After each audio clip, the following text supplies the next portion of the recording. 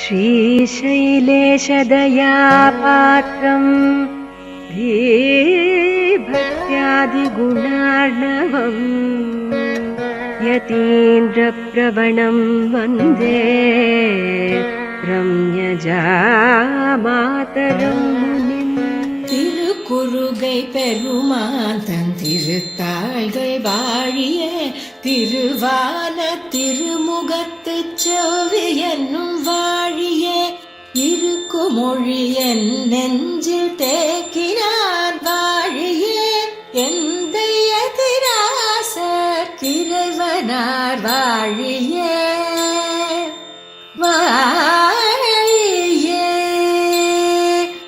கருக்குழியில் புகவண்ணம் காத்தருள்வோன் வாழியே காசினியில் ஆரியனாய் காட்டினான் வாழியே வருத்தமர வந்தென்னை வாழ்வித்தான் வாழியே மதுர கவி தந்திரான் வாழி வாழி வாழியே வாழி வாழி வாழியே வாழி வாழி வாழியே.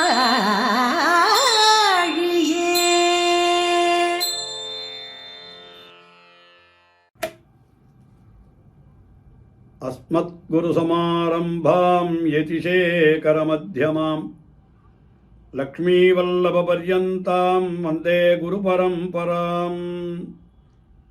ஆழ்வார்கள் வாழி அருளிச் செயல் வாழி தாழ்வாதுமில் குறவர்தாம் வாழி ஏழ்வாறு மொய்ய அவர்களுரைத்தவைகள்தாம் வாழி செய்யமறை தன்னுடனே சேர்ந்து ஏ இந்த பெருங்கீர்த்தி ராமானுஜ முனிதன் வாய்ந்த மலர்பாதம் வணங்குகின்றேன். ஆய்ந்த பெரும் சீராறு சடகோபன் செந்தமிழ் வேதம் தரிக்கம் பேராத உள்ளம் பெறா யாயாவிருத்திர் மனசி மமசாஜாயதாம் சம்ஸ்மிருதிஸ்தே யோ யோ ஜல்பஸ் சபவது விபோ நாம சங்கீர்த்தனம் தே யாயா சேஷ்டா வபுஷி பகவன் சாபவேத் வந்தனம் தே சர்வம் பூயாத் வரவர முனே சம்யகாராதனம் தே. ஸ்ரீயப்பதியான சர்வேஸ்வரனாலே மயர்வரம் அதிலம் அருளப் பெற்ற நம்மாழ்வார் அந்த எம்பெருமானை தாம் அனுபவித்த அனுபவம் தமக்கு உள்ளடங்காமையினாலே அவற்றை அற்புதமான திவ்ய பிரபந்தங்களாக வெளியிட்டார். அப்படி அவர் அருளி செய்த திவ்ய பிரபந்தம் திருவிருத்தம், திருவாசிரியம், பெரிய திருவந்தாதி, திருவாய்மொழி என்று திவ்ய பிரபந்தங்கள் 4ஆக அமைந்துள்ளன. இந்த 4 திவ்ய பிரபந்தங்களை 4 வேதங்களுடைய சாரம் என்று பெரியோர்கள் சொல்லுவார்கள். விசேஷமாக அழகியமணவாள பெருமாள் நாயனார் ஆச்சாரிய ஹிருதயத்திலே அப்படி ஒரு அர்த்தத்தை காட்டுகிறார். திருவிருத்தம் என்கிறது அது ரிக்வேதத்தினுடைய சாரம் என்றும், திருவாசிரியம் என்கிறது யஜுர்வேதத்தினுடைய சாரம் என்றும், பெரிய திருவந்தாதி என்கிறது அதர்வண வேதத்தினுடைய சாரம் என்றும், திருவாய்மொழி என்பது சாமவேதத்தினுடைய சாரம் என்றும் இப்படியாக பெரியோர்கள் காட்டியிருக்கிறார்கள்.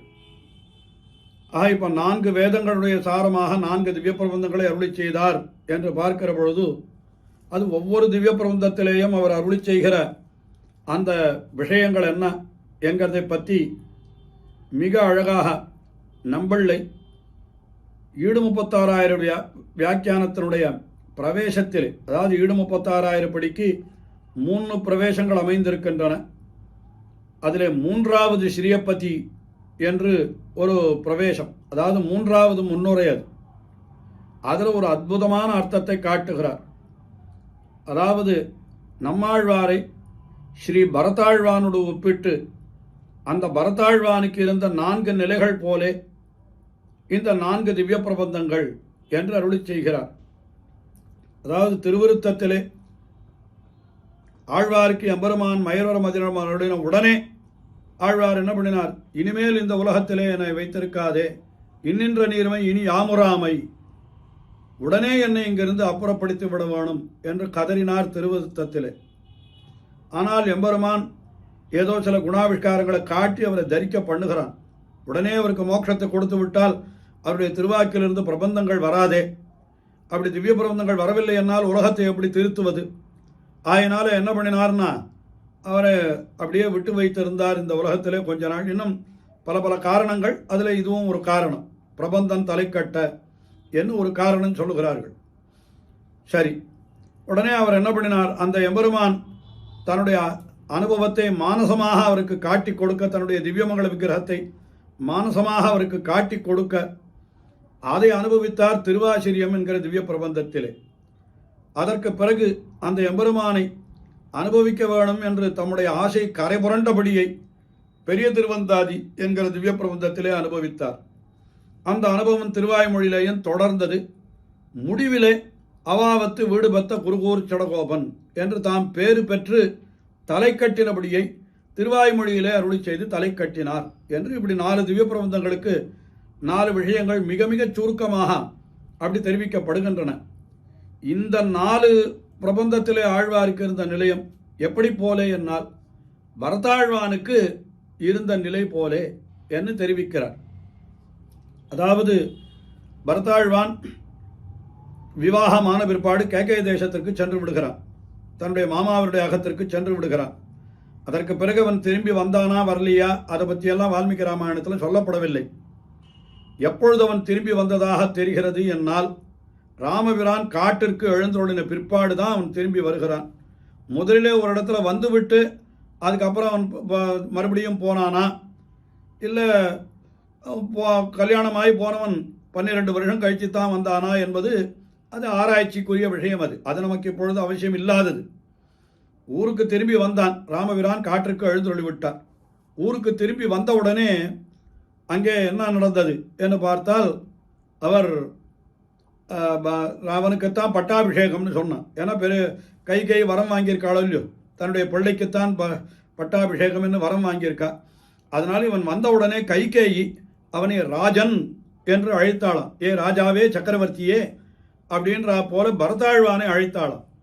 உடனே பரதாழ்வானுக்கு அப்படியே உடம்பெல்லாம் நெடுங்கிறது, மூர்ச்சிச்சு விழுந்து விட்டார். ஐயோ, என்னை போய் ராஜன்னு சொல்கிறாள்.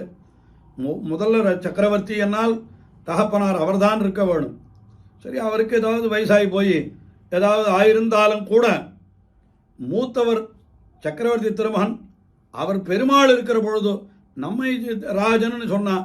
அப்போ பெருமாளுக்கு என்ன ஆயிற்று என்ன, அதுதான் இவருக்கு இப்பொழுதுதான் இன்னும் தெரியல.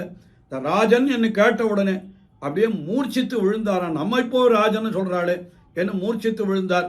ஐயோ, இந்த நிலைமை எனக்கு இருக்கவே கூடாது என்று துடித்தார் பரதாழ்வான். அந்த நிலைதான் நம்மாழ்வாருக்கு திருவிருத்தத்திலே இன்னும் மயரோர மதினம் அருளினம் உடனே அவர் இன்னின்ற நீர்மை இனியாமுறாமைன்னு சொன்னாரோ இல்லையோ, அது பரதாழ்வான் ராஜன் என்று கேட்ட உடனே அவருக்கு இருந்த நிலை என்று அதை சொன்னார். சரிக்கா, அது அடுத்தபடியாக என்னன்னா, பரதாழ்வான் சித்திரக்கூட்டத்திலே போய் பெருமாளை சேவித்தார். சேவித்து கொஞ்சம் தரிப்பு ஏற்பட்டது. இவருக்கு பூர்த்தியாக பலன் கிடைக்கலனாலும் கூட, அதாவது அயோத்திக்கு ராமபிரான் திரும்பி எழுந்தருளி அவன் பட்டாபிஷேகம் பண்ண வேணும்னு பள்ளி கொள்ள வேணும்னு இவர் பாரித்தாலும் கூட அந்த அனுபவம் கிடைக்கவில்லை என்னாலும் கூட இவர் தலையிலே இருந்த சுமை, அந்த ராஜ்ய பாரம், அதை இறக்கி வைத்தாரோ இல்லையோ, அதனால கொஞ்சம் ஆசுவாசம். அந்த ராமபிரானை சித்திரக்கூட்டத்திலே நேரிலே தரிசித்து அதனால் ஏற்பட்ட ஆசுவாசம் நிலை போன்ற நிலைதான் நம்மாழ்வாருக்கு திருவாசிரியத்தில் நிலை என்று சொல்ற. திருவாசிரியத்தில் அப்படித்தான் ஆழ்வாருக்கு கொஞ்சம் தரிப்பு ஏற்பட்டது. எம்பெருமானுடைய திருமேனி அழகை அவர் சேவிக்கிறார்.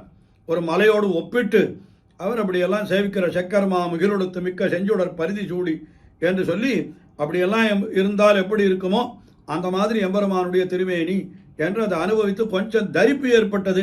அது திருவாசிரியத்தில் நிலை போல என்று சொன்னார். அடுத்தபடி பரதாழ்வான் என்ன பண்ணினான், நந்தி கிராமத்திற்கு போய் சேர்ந்தானுங்க. அங்கே போய் நந்தி கிராமே அகரோத் ராஜ்யம் ராம ஆகமன காங்கையா என ராமபிரான் எப்பொழுது திரும்பி வரப்போகிறான், நாம் எப்பொழுது இந்த ராஜ்யத்தை அவனிடத்தில் ஒப்படைக்கப் போகிறோம் என்று ராமபிரானை எதிர்பார்த்து அவன் வந்துவிடப் போகிறான் என்று அதை பாரித்து கொண்டே கிடந்தாரே, அந்த நிலைதான் நம்மாழ்வாருக்கு பெரிய திருவந்தாதியில் நிலைன்றார். பெரிய திருவந்தாதியில அந்த அனுபவமே தொடருகிறது அல்லவா? அது பூரா எப்படிப்பட்ட நிலை என்னால், நந்தி கிராமத்திலே பரதாழ்வான் எப்படி எம்பெருமான் எழுந்துள்ள போகிறான்னு பாரித்து கிடந்தாரோ அந்த நிலை என்ன இப்படியாக அதை சொன்னார். அதுதான் பெரிய திருவந்தாதியில் நிலை என். அதற்கு பிறகு திருவாய்மொழியில் நிலை என்னால் என்ன, ராமபிரான் திருப்பி அயோத்திக்கு எழுந்தருளி அந்த பரதாழ்வானை தன்னுடைய மடியிலே வைத்துக்கொண்டு அங்கே பரதம் ஆரோப்பிய முதிதா பரிஷஸ்வஜே என்ன அவனை அணைத்து கொண்டு அவனுக்கும் பேற்றை கொடுத்து தாமும் பட்டாபிஷேகம் பண்ணிக்கொண்டு இப்படியெல்லாம் ராமபிரான் இருந்த நிலை, அதுதான் நம்மாழ்வாருக்கு திருவாய்மொழியினுடைய முடிவிலே இருந்த நிலை என்று இப்படியாக 4 நிறை காற்ற பொழுது அந்த ராமபிரான் அவன் எழுந்தருளப் போகிறான், அவனை நாம் சேவிக்க போகிறோம், அவனிடத்திலே போய் நாம் இந்த ராஜ்யபாரத்தை ஒப்படைத்து அவனுடைய திருவடி நிழலிலேயே இருக்க போகிறோம் என்று பரதாழ்வான் பாரித்து கொண்டிருந்த நிலை என்ன உண்டோ அதுதான் இந்த பெரிய திருவந்தாதியில் நிலை என்பதாக மிக அற்புதமாக 736,000 படியிலே அந்த வியாக்கியானத்தினுடைய பிரவேசத்திலே அவர் காட்டியிருக்கிறார். யாரென்னால் அவர்தான் நம்பள்ளை தம்முடைய 736,000 படி பிரவேசத்தில் காட்டியிருக்கார் என்று இதை பார்த்தோம். இப்பொழுது அந்த பெரிய திருவந்தாதி அதில் மொத்தம் 87 பாசுரங்கள் தான் இருக்கிறது. அது 100 பாசுரங்கள் இல்லை. திருவந்தாதி என்னால் முதல் திருவந்தாதி 3 திருவந்தாதிகளிலும் 100 பாசுரங்கள் இருக்கிறது. 4ஆம் திருவந்தாதியில் கூட 100 பாசுரம் இல்லை, 96 பாசுரம் தான். ஆனால் பெரிய திருவந்தாதியில் இன்னும் குறைவாக 87 பாசுரங்கள் தான் இருக்கின்றன. அதில் ஒரு வகையாக 80 பாசுரங்களை மிகப்பெரிய வித்வான்கள் உபன்யசிக்க எல்லாரும் கேட்டு அனுபவித்திருக்கிறோம். இப்பொழுது அடியனுக்கு இந்த 81வது பாசுரத்திலிருந்து ஆரம்பித்து கடைசி வரைக்கும் இந்த பெரிய திருவந்தாதியினுடைய நிறைவு வரைக்கும் சொல்லி தலை கட்ட வேண்டும் என்று அடியனுக்கு நியமிக்கப்பட்டிருக்கிறது. அந்த விஷயத்தை இப்பொழுது அடியன் தெரிவிக்க தொடங்குகிறேன். இந்த பெரிய திருவந்தாதியில 81வது பாசுரம், இந்த 81வது பாசுரத்தில் என்ன சொல்றாருன்னா, அப்படியே பரதாழ்வானையும் சேர்த்து நினைத்து கொள்ள வேணும், நம்மாழ்வாரையும் சேர்த்து நினைத்து கொள்ள வேணும். இங்க நம்மாழ்வார் பரதாழ்வானோடு ஒப்பிடப்படுகிறார். பரதாழ்வான் நம்மாழ்வாருக்கு பரதாழ்வானுடைய நிலைதான் திருஷ்டாந்தம் என்னெல்லாம் சொன்னான். அதையெல்லாம் கூட நாம் பாசுரத்தை அனுபவிக்கிற பொழுது அதையும் சேர்த்தே அனுபவித்தால் இன்னும் ஆச்சரியமாகத்தான் இருக்கும்.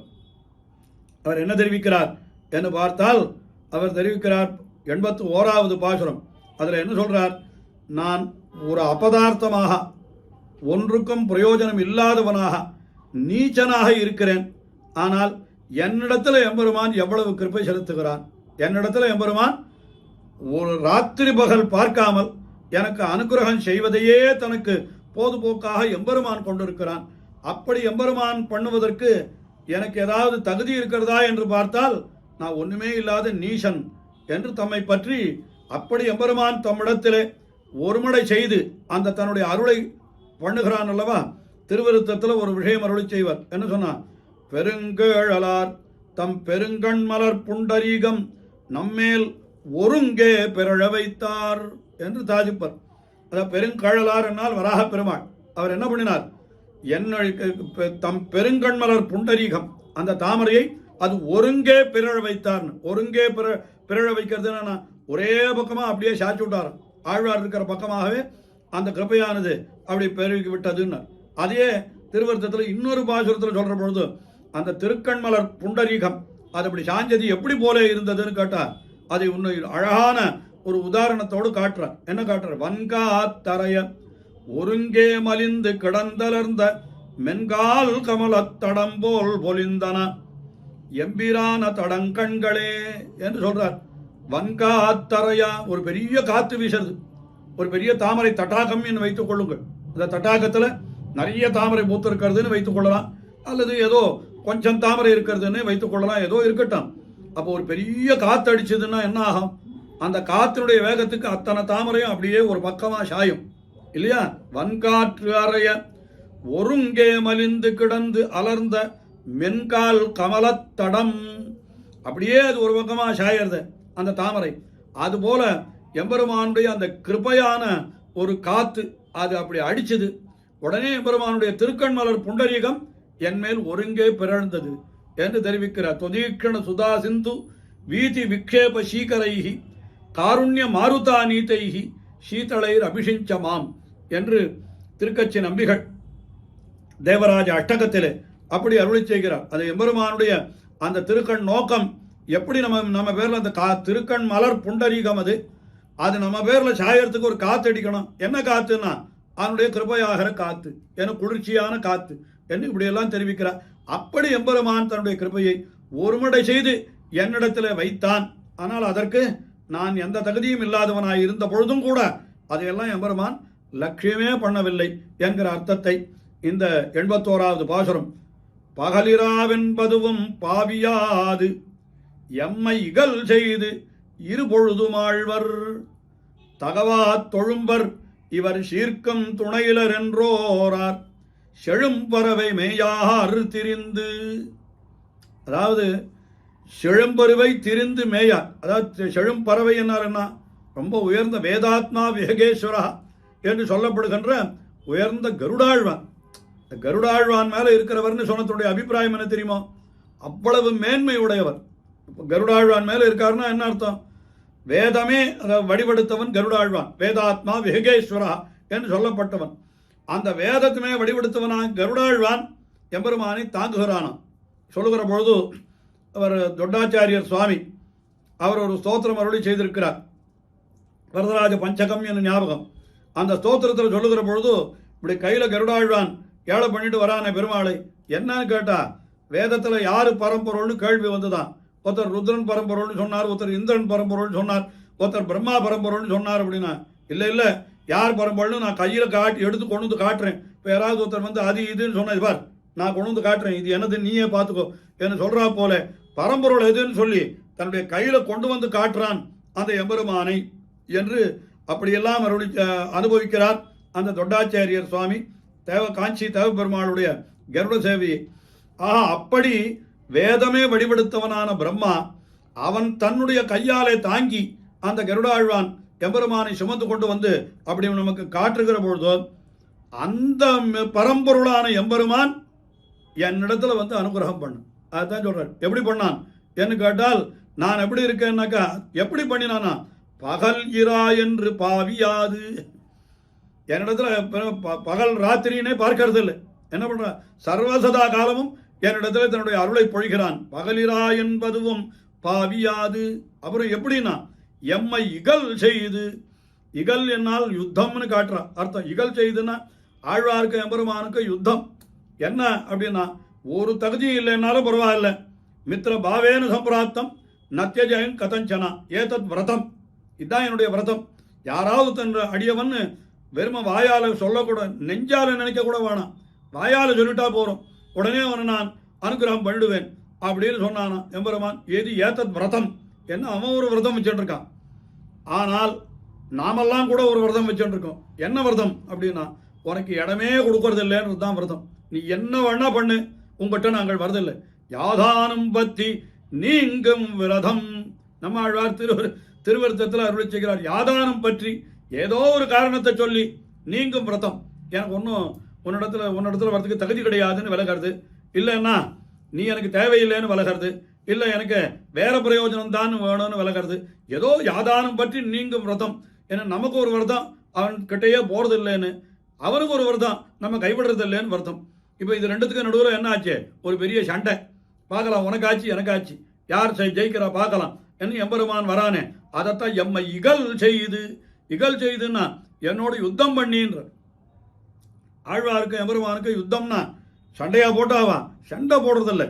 பல விதத்தில் இப்போ ஆழ்வாரே கூட நீங்கள் பாருங்கள், எத்தனை இடத்துல ஆழ்வார் எம்பெருமானோட கூட மாட்டேன்னு ஓடி இருக்கார் என்று பார்த்தால் முதல்ல வளவேழுகுல திருவாய்மொழியிலேயே அதுதான் ஆரம்பிச்சது. என்ன எம்பெருமான் இடத்துல தூது விட்டார் ஆழ்வார். உடனே எம்பெருமான் ஆழ்வார் இடத்துல கலக்கணம்னு ஓடி 5 மடனால தூது விட்டார். கலக்கணம்னு ஓடி வந்தான். ஓடி வந்த உடனே எம்பெருமானை பார்த்தார் ஆழ்வார். என்ன சொல்லியோ எம்பெருமான் எவ்வளவு பெரியவன், எவ்வளவு மேன்மையுடையவன், அவனிடத்துல போய் நீசனான நான் கலந்தால் என்ன ஆகும்? எம்பெருமானுடைய பெருமைக்கு கேடு வரும். அதனால நான் கலக்க மாட்டேன். வளம் மிக்கமால் பெருமை மண் உயிரின் தன்மை, தன்மை என்னால் தாழ்வு, அது உளமுற்று ஊடுருவா அங்கு ஓர்ந்து. கொஞ்சம் யோஜனை பண்ணி பார்த்தார். என்ன பண்ணினார்னா தளர்வுத்து நீங்க நினை மாறனைமால். தளர்வுத்து நீங்கன்னா அப்படியே ஆழ்வார் தளர்வு ஏற்பட்டு ஓடி போயிடணும்னு பார்த்துட்டார். எம்பெருமானோட சேரவே கூடாதுன்னு இப்படி ஓட ஆரம்பித்தார். அப்புறம் எம்பெருமான் என்ன பண்ணினான், தன்னுடைய சீல குணத்தை காட்டி அப்படி அந்த எம்பெருமான் ஆழ்வாரை சேர்த்து கொண்டான் என்று அந்த வளைவழுக திருவாய்மொழியில நாம் அப்படி பார்க்கிறோம். இது மாதிரி எத்தனை இடத்துல இது இந்த இடத்துல ஒரு விஷயம் இப்படி தளரூற்று நீங்கினார். ஆனால் நீங்கினவரை எம்பெருமான் சேர்த்து விட்டான். அப்போ அங்கே ஒரு யுத்தம் நடந்ததுன்னு சொல்லணும் அந்த இடத்துல. சரி, அடுத்தபடி நாயகி பாவத்தில் ஆழ்வார் எம்பெருமானோடு பலவிதமான செயல்களை எல்லாம் செய்தார். என்ன பண்ணினார், இவர் வைகல் பூங்கழிவா என்று காற்றும் கழியும் கட்டி அழா என்று சொல்லும்படியாக இப்படியெல்லாம் தவித்தார் ஆழ்வார். உடனே எம்பெருமான் பார்த்தான், ஐயோ நம்மை பிரிந்து ஆழ்வார் இப்படி துக்கப்படுகிறாரே, எப்படியாவது இவருக்கு அனுகிரகம் பண்ணுவோம் அப்படின்னு சொல்லிட்டு என்ன பண்ணினான், எம்பெருமான் ஓடி வந்தான்.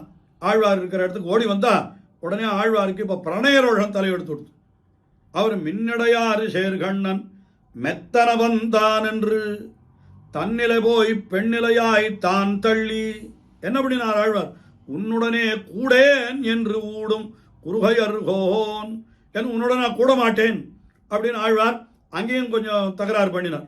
நான் அங்கேயும் பெருமான் என்ன பண்ணினானா, தன்னுடைய சௌந்தர்யம் தன்னுடைய சௌலபியம் ஏதோ சில குணங்களை காட்டினான்.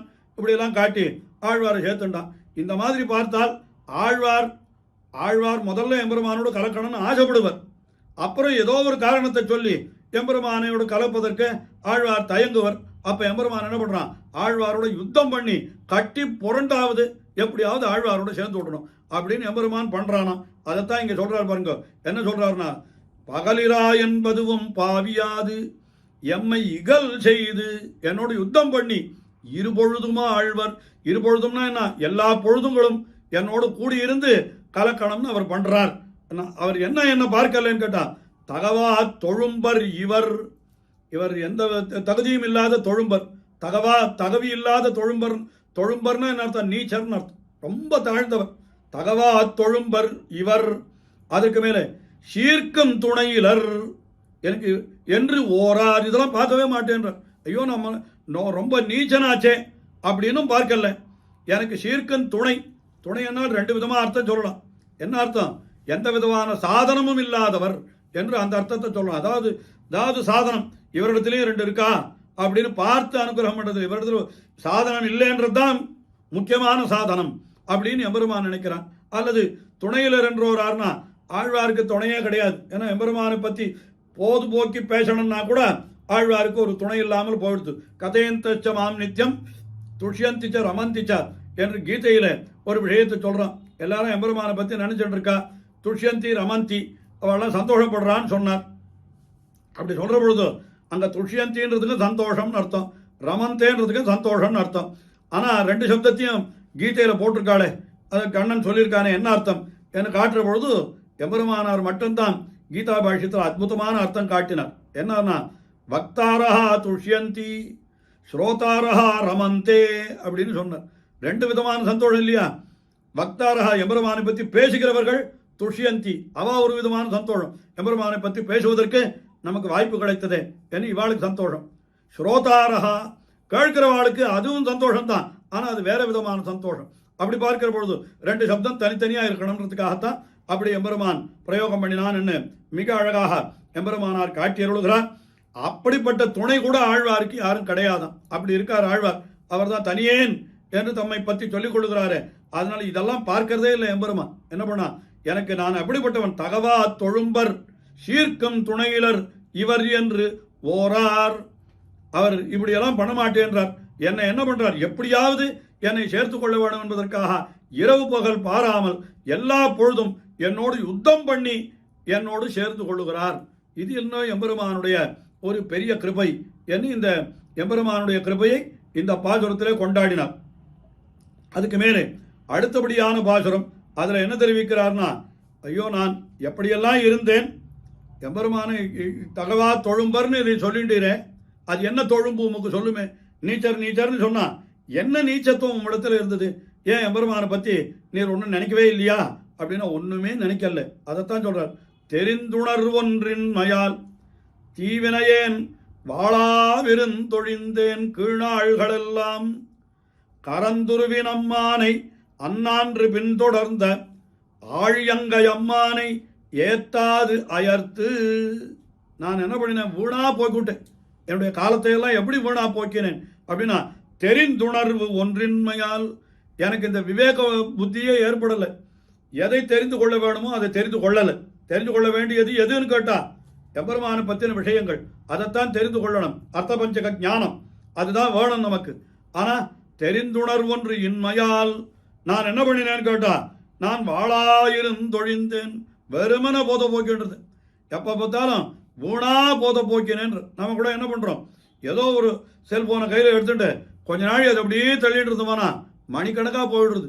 சரி, இத்தனை நாள் பண்ணினமே, அதில் என்ன பிரயோஜனம் கிடைச்சதுன்னு கொஞ்சம் யோசனை பண்ணி பார்த்தா, இத்தனை மணி காலம் கழித்தமே, அதில் என்ன நமக்கு பிரயோஜனம் கிடைச்சதுன்னு பார்த்தா ஒன்றுமே இல்லை, கிடைச்சது வீணா போயிடுது. அது மாதிரி தான் இது. தெரிந்துணர்வொன்றின்மையால் தீவினையேன், நான் மகா பாப்பியானவன் ஆகையினாலே எனக்கு விவேகி ஞானம் இல்லாமல் போயிடுது. வாழாயிருந்தொழிந்தேன். எத்தனை நாள்னா, கீழ்நாள்கள் எல்லாம். கீழ்நாள்கள்னு சொன்னா இந்த ஜென்மத்தில் மட்டும் இல்லை, எத்தனை ஜென்மங்கள் எடுத்திருக்கோமோ இது வரைக்கும், அத்தனை ஜென்மத்திலையும் நான் எப்படி போனேன்னா வாழாவிருந்தொழிந்தேன். என்ன பண்ணியிருக்கணும் தெரியுமா? என்ன பண்ணியிருக்கணும்? அந்த எம்பெருமானை நான் துதித்திருக்க வேண்டும். எந்த எம்பெருமானை? என்னால் ஒரு பெண் பெண்டாட்டிக்காக ஒரு மானின் பின்னாலே போனானே அந்த எம்பெருமான் என்று சொல்றார். இது எல்லாருக்கும் தெரிந்த விஷயம்தான். சீதா பிராட்டி காட்டாடுறதுக்காக ஒரு மாரிச்சமான் பின்னால போனான் எம்பெருமான். அந்த சரித்திரத்தை இப்போ சொல்ல வேண்டிய அவசியம் என்ன? என்னால் சீதா பிராட்டியை ஒரு அடியவள் என்கிற நிலையிலே வைத்து பாருங்கள். தன்னுடைய அடியவன் ஒருத்தன் ஒரு விஷயத்தை கேட்டானால் அதற்காக எம்பெருமான் எவ்வளவு தூரம் செல்வான்றது இந்த சரித்திரத்தில் தெரிவிக்கப்படலையா? என்ன ஆச்சு? அந்த மான் கேட்கிறா சீதா பிராட்டி, ரொம்ப ரொம்ப அழகா இருக்க, உடம்பெல்லாம் பொன் புள்ளிகளோடு இருக்க, இந்த மான் இருந்தால் ரொம்ப நல்லா இருக்குமே அப்படின்னு கேட்கிறா. அப்போ இளைய பெருமாள் சொல்றார், ஐயோ அந்த மான் பின்னால போக வேண்டாம். ஏன்னா அந்த மான்ங்கிறது எப்படிப்பட்டது? அது எனக்கு என்னமோ ஒரு ராட்சசனுடைய ரூபம்னு தோன்றது. அது ஏன்னா பொன் புள்ளிகளோடு இருக்கக்கூடிய மான்னு உலகத்தில் எப்படியுமே கிடையாது. அப்படி இருக்கிற பொழுதோ எப்போ இந்த மான் பொன் புள்ளிகளோடு இருக்கோ அப்போ நிச்சயமாக இந்த மான் உண்மையான மான் இல்லைன்னு தடுக்கிறார். ஆனால் அதையும் மீறி சக்கரவர்த்தி திருமணம் என்ன பண்றார்? பிராட்டி கேட்டுட்டா பரவாயில்ல, அது எதுவாக இருந்தாலும் நாம் கொண்டு வருவோம். அது ராட்சசனாக இருந்தா அவனை அழிக்க வேண்டியது நம்முடைய கடமை தானே. அதனால் என்ன பண்ணணும்னா அவனை அழிப்பதற்காக செல்வோம். அவனை அழித்தால் அந்த தோலையாவது கொண்டு வருவோம் என்ன. இப்படியெல்லாம் அவரே சமாதானம் சொல்லி என்ன பண்ணினார்னா அந்த மான் பின்னால போனார்.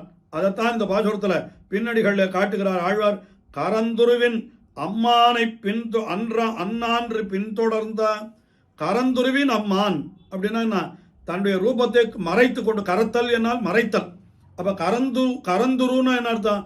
மறைத்து கொண்ட உருவை, ராட்சச சரீரத்தை மறைத்து கொண்டு மானினுடைய வடிவிலே வந்தான் ஒரு இவன் மாரீச்சன் என்கிற ராட்சசன். கரந்துருவின் அம்மானை, அந்த மானை அன்னான்று பின்தொடர்ந்த அம்மானை. அந்த சப்த பிரயோகம் ரொம்ப அழகான சப்த பிரயோகம். அம்மானை பின்தொடர்ந்த அம்மான் என்கிற, அம்மான் என்கிற சப்தத்திற்கு சுவாமின்னு அர்த்தம். அதாவது எஜமானன். அம்மான் என்னால் சுவாமின்னு அர்த்தம். அம்மான் என்கிறதுக்கு அந்த மான் என்று ஒரு அர்த்தம். ரெண்டு அர்த்தம் இருக்கு. அந்த ரெண்டு சப்தத்தையும் ஒரே பாசுரத்தில் ரொம்ப அழகா நம்ம ஆழ்வார் எப்படி பாட்டான்னா, கரந்துருவின் அம்மானை அன்னான்று பின்தொடர்ந்த ஆழியங்கை அம்மான் என்ற அந்த எம்பெருமானை சொல்ற பொழுது ஆழியங்கை அம்மான்னு சொன்ன. இது ரொம்ப ரசமான விஷயம். வியாக்கியானத்தில் இது ஒரு விஷயம் நன்னா எடுத்து காட்டியிருக்க. இந்த இடத்துல சக்கரவர்த்தி திருமகனை சொல்ற பொழுதோ ஆழியங்கை அம்மான் என்று சொன்னபடியினாலே சாதாரணமாக இந்த ஆழியங்கை அம்மான் என்கிற சொல் வேற ஏதாவது பிரகரணத்தில் எங்கேயானா வந்திருந்ததுன்னா அப்ப என்ன அர்த்தம் சொல்லிடுவா? அப்படின்னு கிருஷ்ணாவதாரத்து சரித்திரம்னு வச்சுக்கோ, ஏதாவது நடந்துருது, அப்போ அந்த எம்பெருமானை ஆழியங்கை அம்மான்னு சொன்னா உடனே என்ன சொல்லிடுவான்னா, ஆழின்னா சக்கராயுதம், சக்கராயுதத்தை கையில் ஏந்தினே அம்மான் சுவாமி அப்படின்னு அர்த்தம் பண்ணிடுவான், ஆழியங்கை அம்மான். ஆனால் இது ராமாவதாரத்து சரித்திரம், அதுவும் மாரீச்சன் பின்னால அவனை துரத்திட்டு போன சரித்திரம். அப்ப எம்பெருமான் முனிவேஷத்துல தான் இருக்கான். அப்ப அவனை ஆழியங்கை அம்மான்னு சொன்னா என்ன அர்த்தம் அப்படின்னா உடனே சொல்றார் வியாக்கியானத்துல, ஆழி என்னால் திருவாழி மோதிரம், மோதிரத்துக்கு ஆழின்னு பேர் உண்டு, அதுவும் வட்டமாத்தானே இருக்கு, அதனால மோதிரத்துக்கு ஆழின்னு பேரு. அதனால ஆழியங்கை அம்மானால் கையில மோதிரத்தை சாத்தி கொண்டிருந்த சக்கரவர்த்தி திருமகன் அப்படின்னு அர்த்தம் கொள்ளணும்னார். மோதிரத்தை சாத்தி கொண்டான்னா எதுக்கு சொல்லணும் அப்படின்னு சொல்ற பொழுது அங்க ரொம்ப ரசமா என்ன காட்டினார்னா, கைகேயி ராமபிரானிடத்தில் இருக்கிற மொத்தத்தையும் பறிச்சு விட்டான். அவள் பறிக்காமல் விட்டது இந்த திருவாழி மோதிரம் ஒன்னே ஆயித்து. அதை ஆழ்வார் அருளி செய்கிறார்னு. ஏன்னா எல்லா ஆபரணங்களையும் கழட்டி வச்சுட்டு தானே இவர் இதுக்கு வனவாசத்திற்கு வந்தார். அந்த வனவாசத்துல மோதிரத்துல மொத்தம் அவ கழட்டி வையின்னு கேழ்கல்ல போல இருக்கு. ஏன் கேழ்கல்லன்னா தெரியல. இல்லை அது கைட்ட வரலையோ, அது அப்படியே எவ்வளவோ கழட்டி பார்த்தார், வரல, அதனால விட்டுட்டார் என்ன கூட வைத்துக் கொள்ளலாம். இல்லை மோதிரத்தை கைட்ட கூடாது, எப்பொழுதுமே அணிந்து கொண்டிருக்க வேண்டிய விஷயம்தானது என்கிறபடியினால விட்டுட்டாலும் ஏதோ காரணம். என்னன்னா கைகேயினுடைய வரத்தில் அகப்படாதது இந்த திருவாழி மோதிரம் ஒன்றுமே ஆயித்து அப்படின்னு வியாக்கியானத்தில் ரொம்ப ரசமா சொல்றார். அதனால அந்த மோதிரம், அதுவும் இங்க பாருங்கள், இப்ப கடைசியா சீதா பிராட்டி மானை பிடித்து கொண்டு வா என்று அம்மானை அனுப்பிச்சாளோ இல்லையோ, அந்த அம்மானை அதுக்கப்புறம் எப்ப பார்த்தா அவள் பார்க்கவே இல்லை. அதுக்கப்புறம் ராவணன் வந்தா அபகரிச்சுன்னு போனான். அப்புறம் அவள் பார்த்தது எத்தைன்னு கேட்டா இந்த திருவாழி மோதிரத்தை தான் இல்லையா, இத்தைத்தானே அவன் கொண்டு வந்து கொடுத்தான் திருவடி. என்ன பண்ணினான், இப்ப சக்கரவர்த்தி திருமன் இந்த மோதிரத்தை அவள்கிட்ட கொடுத்தான். திக்கு நிறை புகழாளன் தீவேள்வி சென்ற நாள் மிக்க பெரும் சவை நடுவே வில்லிருத்தான் மோதிரங்கண்டு ஒக்குமால் அடையாளம் அனுமான் என்று உச்சி மேல் வைத்துக் கொண்டு உகந்த நளால் மலர்குழலாள் சீதையுமே என்று பெரியாழ்வார் அந்த மோதிரத்தை பத்தி அருளி செய்கிறாரே. அடையாளம் ஒக்குமால், இது சக்கரவர்த்தி திருமனுடைய மோதிரம் தான். அந்த மோதிரத்தை பார்த்த உடனே அவளுக்கு அவ்வளவு ஆனந்தம். பிராட்டிக்கு என்ன ஆனந்தம், ஆஹா சக்கரவர்த்தி திருமண கையில். அது ரொம்ப அழகா வியாக்கியானத்தில் இதெல்லாம் எடுத்து காட்டுறார். பிராட்டி கம்பர் தான் கொஞ்சம் ரொம்ப ரசமா இருக்கட்டும் காவிய சுவைக்காக கொஞ்சம் சேர்த்து அண்ணலும் நோக்கினாள் அவரும் நோக்கினாள் என்ன இப்படியெல்லாம் முன்னாலேயே ரெண்டு பேரும் ஒருத்தரை பார்த்துட்டான்ற மாதிரி எல்லாம் எழுதி வச்சிருக்கேன். ஆனால் நம்ம ஆச்சாரியால் அப்படி அர்த்தம் காட்டவே இல்லை. சீதா பிராட்டி ராமபிரானுடைய திருக்கல்யாணம் வரைக்கும் சீதா பிராட்டி ராமபிரானுடைய திருமுக மண்டலத்தையே பார்க்கலையாம். தலையை குனிஞ்சபடியே இருந்தாலாம். கையை பாணிகிரகணம் பண்ண சொன்னான். பாணிகிரகணம் பண்ணிட்ட பொழுதோ கையில முதல்ல அவளுக்கு உறுத்தினது எதுன்னு கேட்டா அந்த மோதிரம் தான் உறுத்தித்தான். அதுதான் பிரதம பரிஸ்பந்தம்ன்ற பிரதம ஸ்பர்ஷம் எப்போ ஏற்பட்டது, மோதிரத்துல தான் ஏற்பட்டது. அந்த மோதிரத்துல பார்த்தா ராமான்னு பேர் கூட எழுதியிருந்தது. அந்த மோதிரத்தை தான் அவனுடைய பேரை பார்த்தாலே தவிர அவனுடைய திருமுக மண்டலத்தை கூட பார்க்கல அப்படின்னு அந்த மோதிரத்துக்கு அப்படி ஒரு சிறப்பு அது சொல்றார். இன்னும் கூட நிறைய சொல்றா வியாக்கியானத்தில். அந்த மோதிரம்னா எப்படிப்பட்ட மோதிரம், இவா ரெண்டு பேருக்கும் பிரணயரோஷம் ஏற்பட்டால் அதை தீர்த்து வைக்கிறது அந்த மோதிரம் தான். பிராட்டிக்கு ஏதோ ராமபிரானிடத்துல கோபம், அவர் சொன்னா வரமாட்டார், சொன்ன சமயத்துக்கு வரமாட்டார். ஏதோ ராஜ்ய காரியம் இருந்தது, கொஞ்சம் தாமதமாக வந்தார். உடனே பிராட்டி முகம் கொடுத்து வார்த்தையே சொல்லலை. இவனை எவ்வளவோ பேசி பார்த்தார், பேசலை. சரி இவருக்கும் கோபம் வந்தது, பேசாதையே இருந்தார். அப்படியே கொஞ்ச நாள் உட்காந்துருக்குச்சே அவர் என்ன பண்ணாராம், தன்னுடைய மோதிரத்தை அப்படி கீழே, இதெல்லாம் ஆச்சாரியால் சொல்ற விஷயம், தன்னுடைய மோதிரத்தை கழட்டி அப்படி கீழே போட்டாராம். உடனே பிராட்டி அங்கேருந்து வந்து பார்த்தாலாம், ஐயோ மோதிரம் நழுவி போச்சே, அவள் பார்க்கலையான்னா அப்படின்னு கொண்டு வந்து கையில் கொடுத்தாலாம் சக்கரவர்த்தி தேர்மன்ல. உடனே அவளுடைய பேசுறது இல்லைன்ற வருதம் தீர்ந்து போச்சோ இல்லையோ. ஆஹா இப்போ இவா ரெண்டு பேரையும் சேர்த்து வைக்கிறது எதுன்னா அந்த மோதிரம் தானே. ஆஹா ரெண்டு பேரும் மோதிக்கொண்டிருந்தவர்களை சேர்த்து வைத்தது அது மோதிரமாக ஆகிவிடுகிறது என்று இப்படியெல்லாம் பார்க்கிறோமே. அப்படிப்பட்ட மோதிரம் அதைத்தான் சக்கரவர்த்தி திருமகனுடைய கையில இருக்கிறது என்பதாக இந்த இடத்துல என்ன சொல்றாருன்னா, ஆழியங்கையம்மானை ஏத்தாது, அப்படிப்பட்ட சக்கரவர்த்தி திருமகனை ஏத்தாது வாழா இருந்தொழிந்தேன் கீழ் நாளுகள் எல்லாம் எத்தனை நாள் ஊழா போய்விட்டேன், இப்படியெல்லாம் பாழா போய்விட்டேனே என்று ஆழ்வார் தம்முடைய வருத்தத்தை தெரிவித்துக் கொள்கிறார். கரந்துருவின் அம்மானை அண்ணான்று பின்தொடர்ந்த ஒரு அற்புதமான ஐதிகம் இந்த பாசுரத்தோட வியாக்கியானத்தில் தெரிவிக்கப்படுகிறது. இந்த மானின் பின்னால் போனார், திரும்பி வரப்பொழுது சக்கரவர்த்தி திருமனுக்கு அப்படியே வெயில் கால் கொதிக்கிறது, என்ன பண்றதுன்னு தெரியல. உடனே என்ன பண்ணாலாம், பக்கத்துல இருந்த மரத்தினுடைய தளிர்களை எல்லாம் பறிச்சு இளைய பெருமாள் போட்டு வரார். அது மேல நடந்து வந்தாராம் சக்கரவர்த்தி திருமகன், அந்த தளிர்கள் மேல நடந்து வந்தாராம். அம்மா அண்ணான்று பின் தொடர்ந்தான்றதுக்கு அந்த அர்த்தம் சொல்றார். அப்போ இது தளிர்கள் எல்லாம் போட்டு அதில் நடந்து வளர்ந்தான்னு யாரோ ஒரு கவி எழுதினானாம். அந்த கவி எழுதின அந்த வார்த்தையை கேட்ட உடனே என்ன சொன்னாரா எம்பெருமானார், அடடா அந்த தளிரினுடைய இடத்துல என்னுடைய தலையாக பெற்றிலேனே, தளிர் இருக்கிற இடத்துல என்னுடைய தலை இருந்தா என் தலைமையில என்ன எம்பெருமான் திருவடிகளை வச்சு நடந்திருப்பான், அந்த தளிருக்கு கிடைத்த பாக்கியம் என் தலைக்கு கிடைக்கலையே அப்படின்னு சொன்னார் என்ன ஒரு அற்புதமான ஐதீகத்தை இந்த பாசுரத்தில் காட்டி இருக்கிறார்கள்.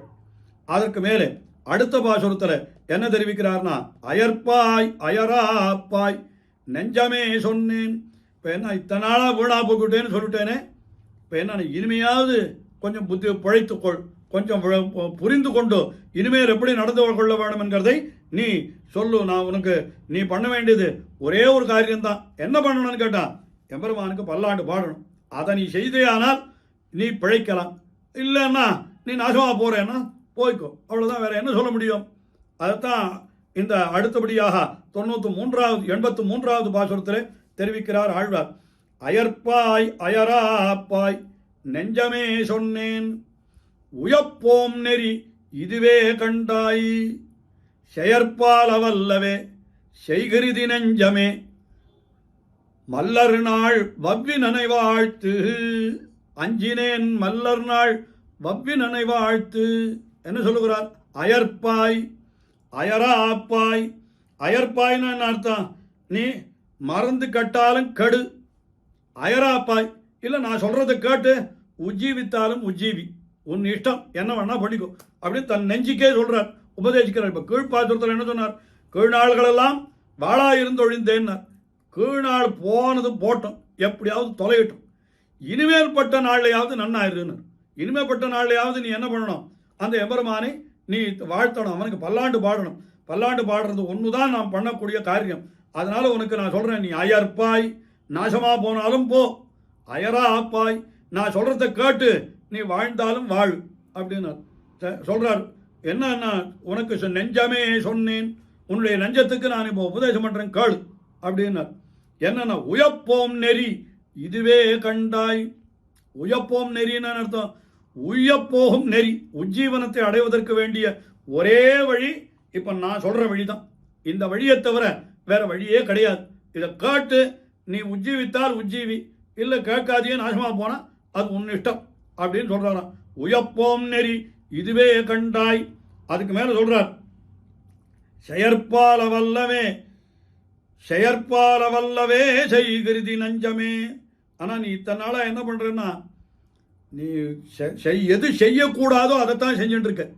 செயற்பால வல்லவே செய்கிருதி என்ன, எது செய்யக்கூடாது என்று சாஸ்திரத்தில் தடுக்கப்பட்டிருக்கிறதோ அதையே திருப்பி திருப்பி செய்து கொண்டிருக்கிறாய். அதனால நெஞ்சமே, உன்னை நினைத்து நான் அஞ்சினேன். உன்னை நினைச்சா எனக்கு பயமா இருக்கு. என்ன காரணம்? என்ன எம்பெருமானுக்கு மங்களாசாசனம் பண்ணணுமோ அத்தை நீ பண்ணாமல் ஏதோ காரியத்தை பண்றாய். அப்படியே தப்பித்தவறி எம்பெருமான் பக்கத்தில் போனாலும் கூட ஏதோ அல்ப பலன்களை கேட்டு அகன்று விடுகிறாய். இதெல்லாம் பண்ணக்கூடிய காரியமா? இது பண்ணவே கூட. உன்னை நினைச்சா எனக்கு பயமா இருக்கு. நான் சொல்ற காரியத்தை நீ பண்ணு. என்ன பண்ணணும்? மல்லர் நாள் பவ்வினனை வாழ்த்து. மல்லர்களுடைய நாள் அதை அழித்தான் எம்பெருமான். மல்லர்கள்னால் எந்த மல்லர்கள்? கம்சனாலே ஏவப்பட்டு வந்த முட்டிக்கன் சாணூரன் என்கிற மல்லர்கள் 2 அவர்களை அழித்தான். அதைத்தான் மல்லர் நாள் வவ்வினன் என்று அவனை சொல்றான். அதுதான், அதனால தான் மல்லர் நாள் வவ்வினனை வாழ்த்துன்னு சொன்னாரோ இல்லையோ நம்மாழ்வார், அதைத்தான் கெட்டியா பிடிச்சுட்டாருன்னு நினைக்கிறேன். யாரு? பெரிய ஆழ்வார். அவர் எம்பெருமானுக்கு பல்லாண்டு பாடிச்சே. முதல்ல யாருக்கு பல்லாண்டு பாடினார்? மல்லாண்ட திண்டோள் மணிவண்ணா பல்லாண்டு பல்லாண்டு உன் செவடி செவ்வி திருக்காப்பு என்று அந்த சரித்திரத்துக்குத்தான் முதல்ல பல்லாண்டு பாடினார். அதுக்கு என்ன காரணம்னா, நம்ம ஆழ்வார் அவயவி, மற்ற ஆழ்வாரெல்லாம் அவருடைய அவயவங்கள். இன்னும் சொல்ல போனால் நம்ம ஆழ்வாருக்கு பிற்பட்டவர் தானே பெரிய ஆழ்வார். பெரிய ஆழ்வார் என்கிறவர் நம்ம ஆழ்வாருக்கு பிற்பட்டவர். அவர் யாரை மங்களாசாசனம் பண்றாருன்னா, முதல்ல மங்களாசாசனம் யாருக்குன்னா மல்லாண்ட திண்டோள் அந்த மணிவண்ணன், அவனுக்கு பல்லாண்டு பாடினார். ஏன் அவர் பாடினார்னா, நம்ம ஆழ்வார் அப்படி சொல்லிட்டார், மல்லர் நாள் வவ்வினனை வாழ்த்து. இந்த மல்லர்களை அழித்தானே அவனை பார்த்து நீ என்ன பண்ணணும்? ஐயோ, உனக்கு இவ்வளவு ஆபத்து வர இருந்ததே, நல்ல வேளை அந்த மல்லர்களை நீ அழித்தாயே. அந்த இடத்துல வியாக்கியானத்தில், திருப்பல்லாண்டு வியாக்கியானத்தில் எவ்வளவு காட்டுறாரு தெரியுமா? பெரியாழ்வாருடைய தன்மையை சொல்லுகிற பொழுது, மல்லர்களை அழித்த திண்ணிய திண்டோள், அதை கொண்டு எதுக்கு வாழ்த்தணும்? அதாவது அங்க எப்படி அர்த்தம் காட்டுறாருன்னா, பல்லாண்டு பல்லாண்டுன்னு உனக்கு ஆபத்து வராமல் இருக்கணும், ஆபத்து வராமல் இருக்கணும் அப்படின்னு எம்பெருமானை இவர் வாழ்த்திட்டே இருந்தாராம். உடனே எம்பெருமான் என்ன பண்ணான்? எனக்கு என்ன ஆபத்து வரும்? யாரால் ஆபத்து வரும்? நான் சின்ன வயசுலேயே மல்லர்களை அழித்தேன், என்னுடைய வலிமையை பாரும் என்று அந்த வலிமையை காட்டினானா. உடனே பெரியாழ்வார் என்ன சொன்னார்ப்பா, உனக்கு இந்த வலிமை இல்லைன்னா நான் மங்களாசாசனமே பண்ண வேண்டாம். இந்த வலிமை இருக்கிறதுனால தான் எனக்கு என்ன பயம் அதிகமாகுது. அதாவது பய நிவர்த்தகங்களுக்கு பயப்படுகை. பயத்தை போக்குறதுக்கு இவன் எத்த காண்பிக்கிறானோ அது இவருக்கு பயத்தை அதிகமாக்கி கொடுத்து, எனக்கு நல்ல பலம் இருக்குது, நீர் ஏன் பயப்படுறீர் அப்படின்னு பலத்தை காட்டினான் பெரியாழ்வாருக்கு. உடனே ஒரு தாயார் அஞ்சுவது போல என்ற தாய் குழந்தை எப்படி நினச்சி, அதாவது அதுக்கு ஒரு திட்டாந்தம் சொன்னா தான் புரியும், உதாரணம் சொன்னால் புரியும். என்னன்னா, இப்போ நினைத்து பாருங்கள், ஒரு தாயாருக்கு ஒரு பிள்ளை இருக்கான், 2 பிள்ளை இருக்கான், 2 பிள்ளைகள் இருக்கிறார்கள். அதில் ஒரு பிள்ளை நல்ல பலசாலி, எந்த இடத்துலையும் யார் இடத்துலையும் சண்டை, எந்த சண்டைக்கு போனாலும் அவனை யாரும் எதுவும் பண்ண முடியாது, நல்ல பலம் உள்ள வந்தான். இன்னொரு பிள்ளை இருக்கானே, அவன் ரொம்ப என்ன சொல்கிறது, துர்பலன், நோஞ்சான்னு சொல்கிறாள். யார்கிட்டையும் எந்த சண்டைக்கும் போக மாட்டான், அவன் பாட்டுக்கு வீட்டிலேயே விழுந்து கிடப்பான். இப்போ இந்த 2 பிள்ளைகளில் எந்த குழந்தையை பற்றி தாயாருக்கு, எந்த பிள்ளையை பற்றி தாயாருக்கு ரொம்ப பயமாக இருக்கும் அப்படின்னு கேட்டால், சாதாரணமாக நாம் சொன்னால் என்ன சொல்லுவோம், ஐயோ நோஞ்சாம் பிள்ளை, அவனை எவன் அடிச்சுடுவானோ அப்படித்தான் தாயார் பயப்படுவானோ. அப்படி சொல்லலை. வியாக்கியானத்தில் பெரியவாது எப்போவுமே அவள் மாற்றி யோசிக்கிறவா இல்லையா, அவள் என்ன சொன்னான்னு கேட்டான், அப்படி இல்லை, இந்த நோஞ்சாம்பிள்ளையை பற்றி அவளுக்கு பயமே கிடையாது. ஏன்னா இது பலமே இல்லைன்றதுனால யாரிடத்துலையும் அது சண்டைக்கும் போகாது, அது பாட்டுக்கு வீட்டிலேயே விழுந்து கிடக்கும். அதனால் அதுக்கு ஒன்றும் பயம் இல்லை. இந்த பலம் உள்ள பிள்ளை இருக்கிறத அதுதான் என்ன பண்ணோம், நமக்கு பலம் இருக்கிறது, நம்ம யார் என்ன பண்ண முடியும் பார்ப்போன்னு எல்லா இடத்துலையும் வம்பு சண்டைக்கு போகும். அது அந்த இடத்துல இவன் ஒரு நாள் போல ஒரு நாள் இருக்காது, என்ன ஆயிடுமோன்னு தாயாருக்கு பயம் ஏற்படுறது. இப்போ தாயாருக்கு பயம் ஏற்படுறதுக்கு எது காரணம்னு கேட்டா, அந்த பலம் தான் காரணம். பலமும் பலமும் இல்லாமையும் என்று வந்தால் பலமே தாயாருடைய பயத்துக்கு காரணமாகிறது.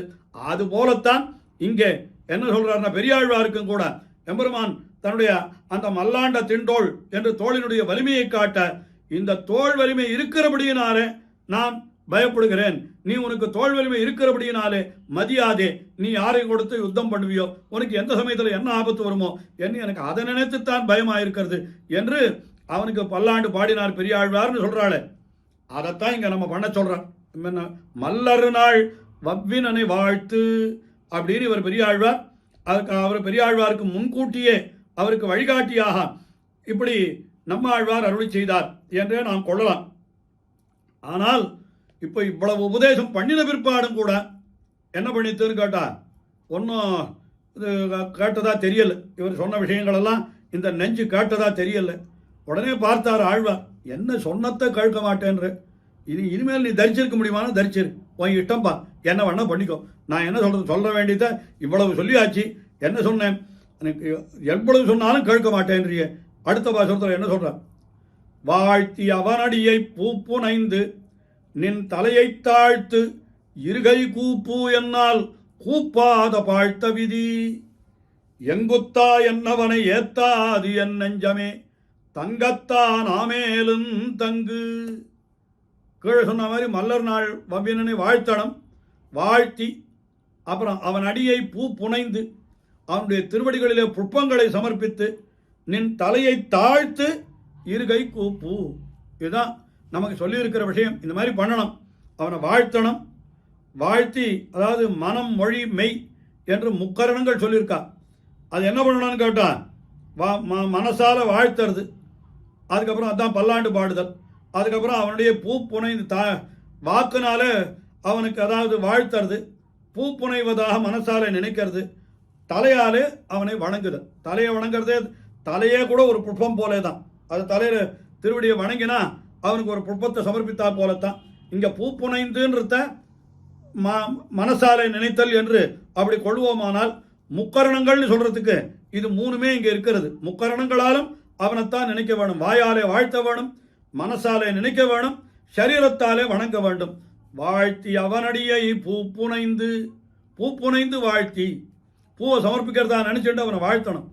அப்புறம் நின் தலையை தாழ்த்து, தலையை நன்றாக தாழ்த்தி இருகை கூப்பு, இந்த 2 கையை கூப்பிட்டா உடனே எம்பெருமானுக்கு நெஞ்செல்லாம் அப்படியே உருகி போயிடுறதான். அதனால தானே இதுக்கு அஞ்சலின்னு பேர் வச்சிருக்கா. அஞ்சலின்னா என்ன, அம் ஜலயதீதி அஞ்சலிஹி. அம் என்னால் என்ன, பகவானை, அகார வாச்சியம் பகவந்தம், அம் என்னால் பகவானைன்னு அர்த்தம். அது ஜலயத்தின்னு அர்த்தம், அது அப்படியே நீர் பண்டமா உருக்கிவிடுது. அப்படியே எம்பெருமான் உருகி போயிடுறானா, ஐயோ இவன் வந்து நம்ம முன்னால இப்படி கையை கூப்பிட்டானே, இவனுக்கு நாம் என்ன பண்ண போறோம், நாம் என்ன பண்ண போறோம், என்ன பண்ண போறோம்னு நினைக்கிறான். இதை பிராட்டி விஷயமாக பராசர பட்டர் ஸ்ரீகுணரத்ன கோஷத்தில் அனுபவித்தார் அல்லவா. அது பிராட்டி விஷயத்தில் சொன்னார். இந்த விஷயத்தை என்ன பண்ணா, யாரோ ஒருத்தன் அப்படி என்ன பண்ணினா வந்து கையை கூப்பிட்டான் தாயார் முன்னால. உடனே பிராட்டி என்ன பண்ணினா, அவனுக்கு எல்லாத்தையும் கொடுத்துட்டு, ஐஸ்வர்யமட்சரகத்தியம் பரமம் பதம் வா கஸ்மைச்சித் அஞ்சலி பரம் வகதே, யாரோ ஒருத்தன் அஞ்சலி பண்ணினான், அதை பெரிய பாரமாக விகித்து அவனுக்கு ஐஸ்வர்யம், அக்ஷரகதி, பரமபதம் எல்லாவற்றையும் வாரி கொடுத்துட்டாளாம். இதை கொடுத்துட்டு அதுக்கு மேல என்ன சொல்றான், அஸ்மை நகிஞ்சிது சிதம் கிருதம், இவனுக்கு பண்ணின அஞ்சலிக்கு ஈடாக நான் இன்னும் ஒண்ணுமே பண்ணலையே, இதுக்கு மேல என்கிட்ட ஒண்ணும் இல்லையே, நான் என்ன பண்ணுவேன் என்று தொம் லஜ்ஜசே கதைய கோயமுதாரபாவா, ஒருவேளை அதனால தான் வெக்கப்பட்டு தலையை குறிஞ்சுட்டு இருக்கியோ என்ன அந்த பிராட்டியை பார்த்து பராசர பட்டர் அருளி செய்தார்னு பார்க்கிறமே. அதுதான் அந்த அஞ்சலி. அஞ்சலி இருக்கிறதோ அது எப்படிப்பட்டதுன்னு கேட்டார். எம்பெருமான அப்படியே உருக்கிடக்கூடிய விஷயம் அது. அதை பண்ணு, ஒன்றும் பண்ண வேண்டாம். எம்பெருமான் முன்னால போய் இப்படி 2 கையை கூப்பி நின்னால் போறோம். உடனே என்ன ஆகும், எம்பெருமானுக்கு நீ பண்ணின அபராதங்கள் அத்தனையும் மறந்து போடும். ஒரு கணத்துல எம்பெருமான் நீட்ட வழக்காய் அவன் மாறி விடுவான்.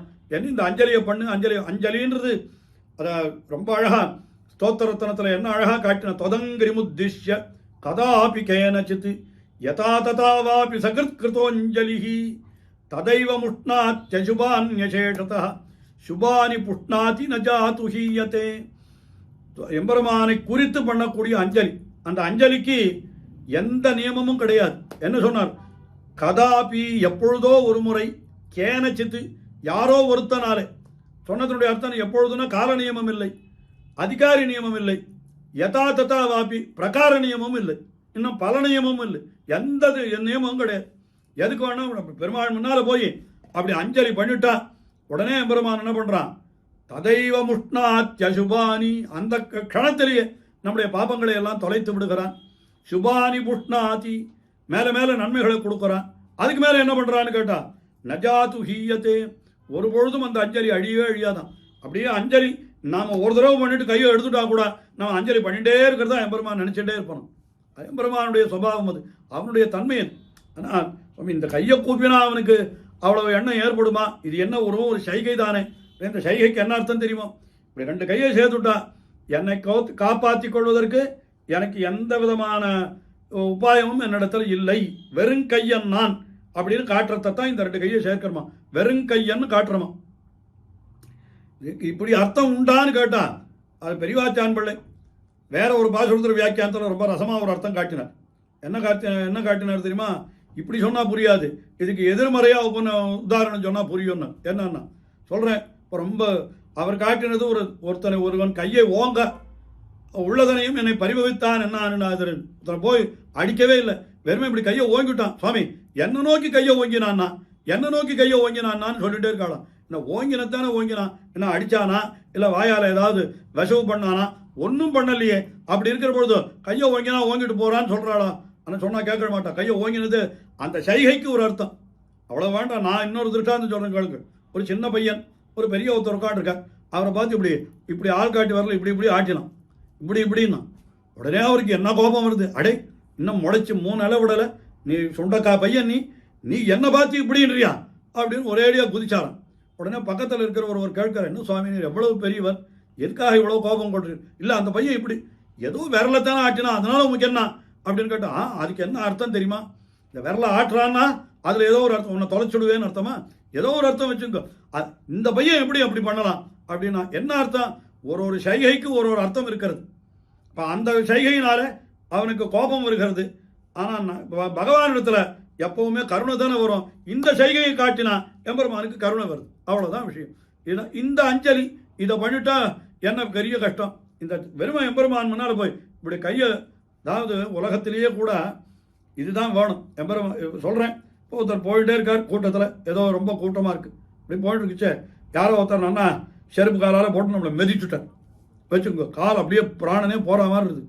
நமக்கு வர ஆத்திரத்துக்கு ஓங்கி ஒரு அற விடலாமா அவரை அப்படின்னு அவ்வளவு கோபம் வருது. ஏன் அறிவு இருக்குதா நமக்கு, பார்த்து வர வேண்டாமா, இவ்வளோதான் சொல்லணும்னு நினச்சிட்டு இருக்குச்சே. வாய் எடுக்கிறதுக்கு முன்னாடி அவர் பக்கம் சாரி நான் தெரியாத தப்பு, சாரி உங்கள் காலை மறிச்சுட்டேனா மன்னிச்சுக்கோங்க அப்படின்னு ஒரு வார்த்தை சொல்லிட்டாருன்னு வச்சுக்கொள்ளுங்க. அதுக்கப்புறம் இவனால் ஒரு வார்த்தை பேச முடியுமோ?